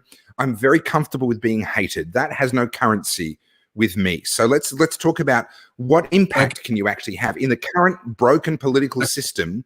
What could I hope for? But I need to finish this, Topher, because the point is that all those attacks happen as a matter of course. You don't get up out of bed in the morning in politics if you don't want that, particularly on the Conservative side.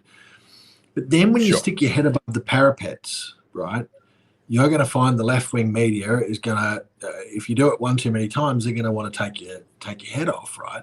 So you're going to get that as well. And as I said, it's the old adage of there's only so many strikes of the axe that an oak tree can survive. But, you have to weigh up whether all of those attacks are actually worth the battle that you're in. Are you succeeding? Or are you bashing your head against a brick wall? See, to me, that's the only question that matters. I couldn't care. I can die and my name can be mud. I don't care. I'm not interested in a legacy for Topher Field. I'm interested in, can I actually make a difference between now? Let's say I ran and let's say some miracle happened and I actually got in, not running within the LNP, to be clear, because I think that's a lost cause. I'd be running with either a minor party or as an independent. And let's say some miracle happened and I actually got in. Is it actually possible to make a difference? Or is the system broken that we're actually past that point?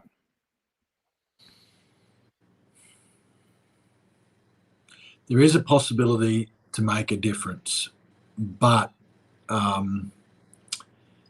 let me, you've asked a very, very, very serious question that I've wrestled with. And I am asking myself that question right now in terms of my own future. So please go as deep as you need to go and think about it for as long as you need to think. So I'm getting out, right? And what I have discerned is that I can make a difference outside of politics. But the only reason that I can make a difference outside of politics is that I've been inside politics. Sure. And so I've got a following. I've got people that know me, and I will maintain that. I will do it outside of Parliament, where I will have a freer voice and I will be able to continue supplying the public with news, information and opinion, and hopefully people will listen. So this is where we have the ability at the moment. The ability is to get into that arena and to speak the truth and to speak the truths that people haven't been confronted with, because the gatekeepers, that the media elite, the political elite, the big tech elite, are stopping those opinions from eking out into the general public. this Yeah. is where we've vacated the field. You can have your own views on the gay marriage referendum, but it was clear to me that we had lost that from I was on the no side, that we'd lost that from the get-go because of one thing, that everyone had absented themselves from the field of advocating for traditional marriage. And it was only until the debate was upon us that people were saying it. And why? Well, it wasn't the polite thing to do because, cousin Johnny's gay, or, my sister Sarah, she's lesbian. Yeah. So we can't talk about this. Yeah. That may be the wrong topic to pick, because some of your listeners might have been on one side of that argument and not the other. Don't think about the listeners. You and I are talking, and yeah. Okay, good. I got it. You and I are talking, and I am sitting here as a 39-year-old man thinking about dedicating the next X years of my life into politics or not. Now, my plan up until only a month ago was not. I had my own plan for my family, looking after my family and making them number one, and making sure that their future and that my children's future was assured. I'm now thinking about changing that plan and getting into politics and investing the next X years of my life in that. So forget about the viewers. I'm not interested in keeping people happy. I couldn't care less. Well, the point is to use it as an example to say that when you don't have people arguing a particular point of view, all that's going to happen is the culture is just going to go in the one direction, and they're not going to know that there's another point of view. And it'll end up with almost a self-fulfilling prophecy at the end of it. Yeah. So what you need to be, if you manage to get into politics, is to be a prophet, is to just point out the things that are wrong and hold it up to people. And you've got to do it in a smart way so as to not get completely and utterly dismissed as some lunatic. But Sure. it's saying things that cut through the gatekeepers, saying things direct to the people, pointing out where things are wrong. I haven't heard that before. Let me check that out. That is going to be the role of people from our side of politics. And eventually, maybe after many, many years of doing that, the culture could be changed. It's not going to happen quickly. If you get into politics, let's say you got elected to the Senate and you got a 6-year term, and then you were lucky enough to get another term, you got 12 years. I still don't think that you're going to see victory at the end of that 12 years. The thought of 12 years is horrific to me. I would be hoping for not more. I haven't made any decisions, but let's assume that it's a Senate run. I end up somehow miraculously, I'm in for 6 years. I doubt that I would run a second time. I doubt that I would put my family second, because that's what it would be. It's a question of, do I put my family first or do I put my family second? That's honestly how I feel about this decision. And I would only do it if I really thought I could make a difference. So then my view is that if you only wanted to run one term and you run for the Senate, be wise in getting elected, do all the right things, read a book.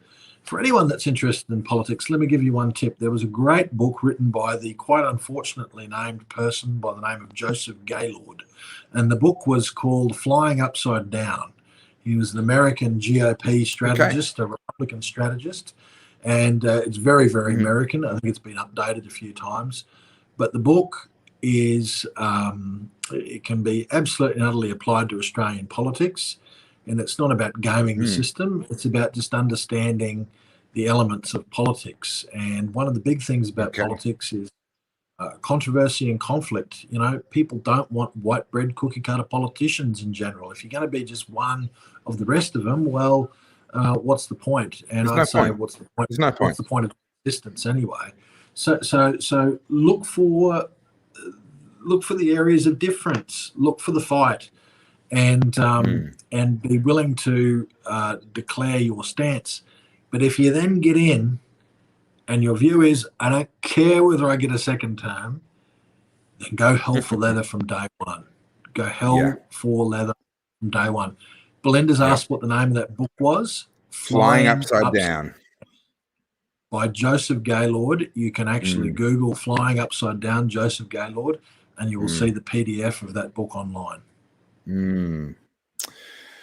Well, look, George, I just want to say thank you for being so generous with your time. We're approaching actually 3 hours and 20 minutes, which was my record set last week with Senator Malcolm Roberts. The slow chat format, the focus is not to go for as long as possible. The focus is to go as deep as possible. And I genuinely feel that we've done that, George. And I want to say thank you from me personally.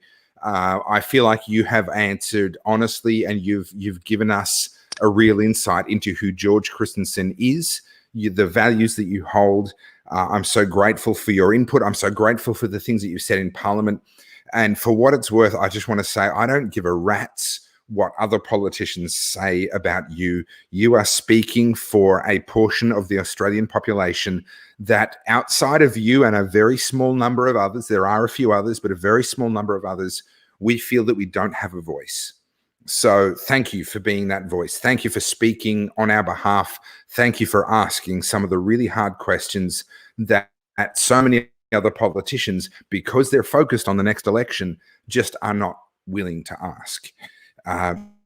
You've been everything that I hoped that you would be. Is there anything that you want to say, that you want to leave us with before we call it a night?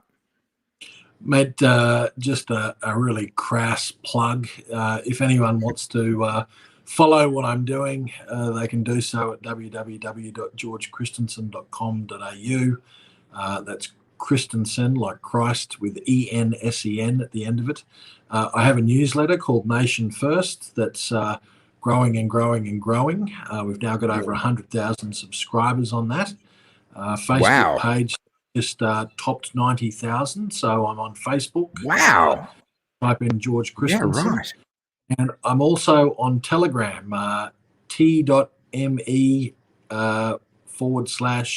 Christensen. So I'm on all of them. I'm on Parler and I'm on Gab, but I don't use them that much. And I'm also on Insta, mate. But you know, I just can't perfect the selfie on Insta. I think you're going to have to. You're going to have to do that. You're going to have to do the Insta stuff.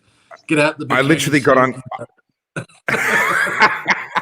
Get out the Borat, the Mankini. Look, I got on Insta today. I literally created an Instagram page today for the very first time because of an interview where they wanted to interview me in an Instagram live. That is not my native platform at all. Facebook is my native platform, and YouTube that's where I feel at home, and all this other stuff. Instagram, TikTok. I mean, what the hell? I don't even comprehend what's going on there. However, that's where people are. And you are on YouTube. Well. Excellent. George Christensen MP. Yep. Okay. Well, Belinda is saying that she'll manage your social media for you, George. So I probably need someone to do that for me as well. I love doing this sort of thing. I'm hopeless when it comes to the actual social media stuff. Unifrog says no OnlyFans. Well, given that they canned porn, so I can't do it now. I was hoping for a post-political career, but they haven't. They've backtracked on that. And I wonder about that. I wonder about whether that was just a whole big ruse, a whole big publicity thing for OnlyFans. If it was, then they certainly got the publicity because they backtracked. You know that now that they've come out and said that. Oh, no, we're keeping it online. Honestly, I genuinely, this is going to sound like I'm just distancing myself from it. But honestly, I have actually no idea about what OnlyFans are doing and what they've backtracked on. Nobody else did. You know, I hardly knew what OnlyFans was until this latest thing. I reckon that this was just a big publicity. Anyway, now everyone knows what OnlyFans is. Goodness. George, thank you so much. I am so grateful for your time. I'm so grateful for your honesty tonight. We're going to call it a night there. Thank you, everyone, for watching. You can follow George, georgechristensen.com. Was that? .au. Yep. .com.au, georgechristensen.com.au. Sign up for his email list, and maybe you might be the 100,000th person. You might be the person that gets him over that milestone. And of course, you can follow me on Facebook, Topher Field. You can follow me on YouTube, Topher's Unpopular View. And as of earlier today, you can follow me on Instagram at Topher Field. So thank you so much for watching. I hope you've gotten as much out of this as I have. I've certainly appreciated it. I've had a lot of fun. It's a great way to spend a Thursday night. And George, well, here we go, Jesse. It's been a real treat getting to hear an honest conversation from a politician, and also for your authenticity. So, George, I think that's the sentiment of pretty much everyone that's been watching. It's certainly how I feel. I really appreciate your authenticity and your time. We're going to call it a night. George, enjoy the remainder of your quarantine as you sit in a hotel room in Canberra. Cheers. Thanks very much, Topher. All the best. Have a good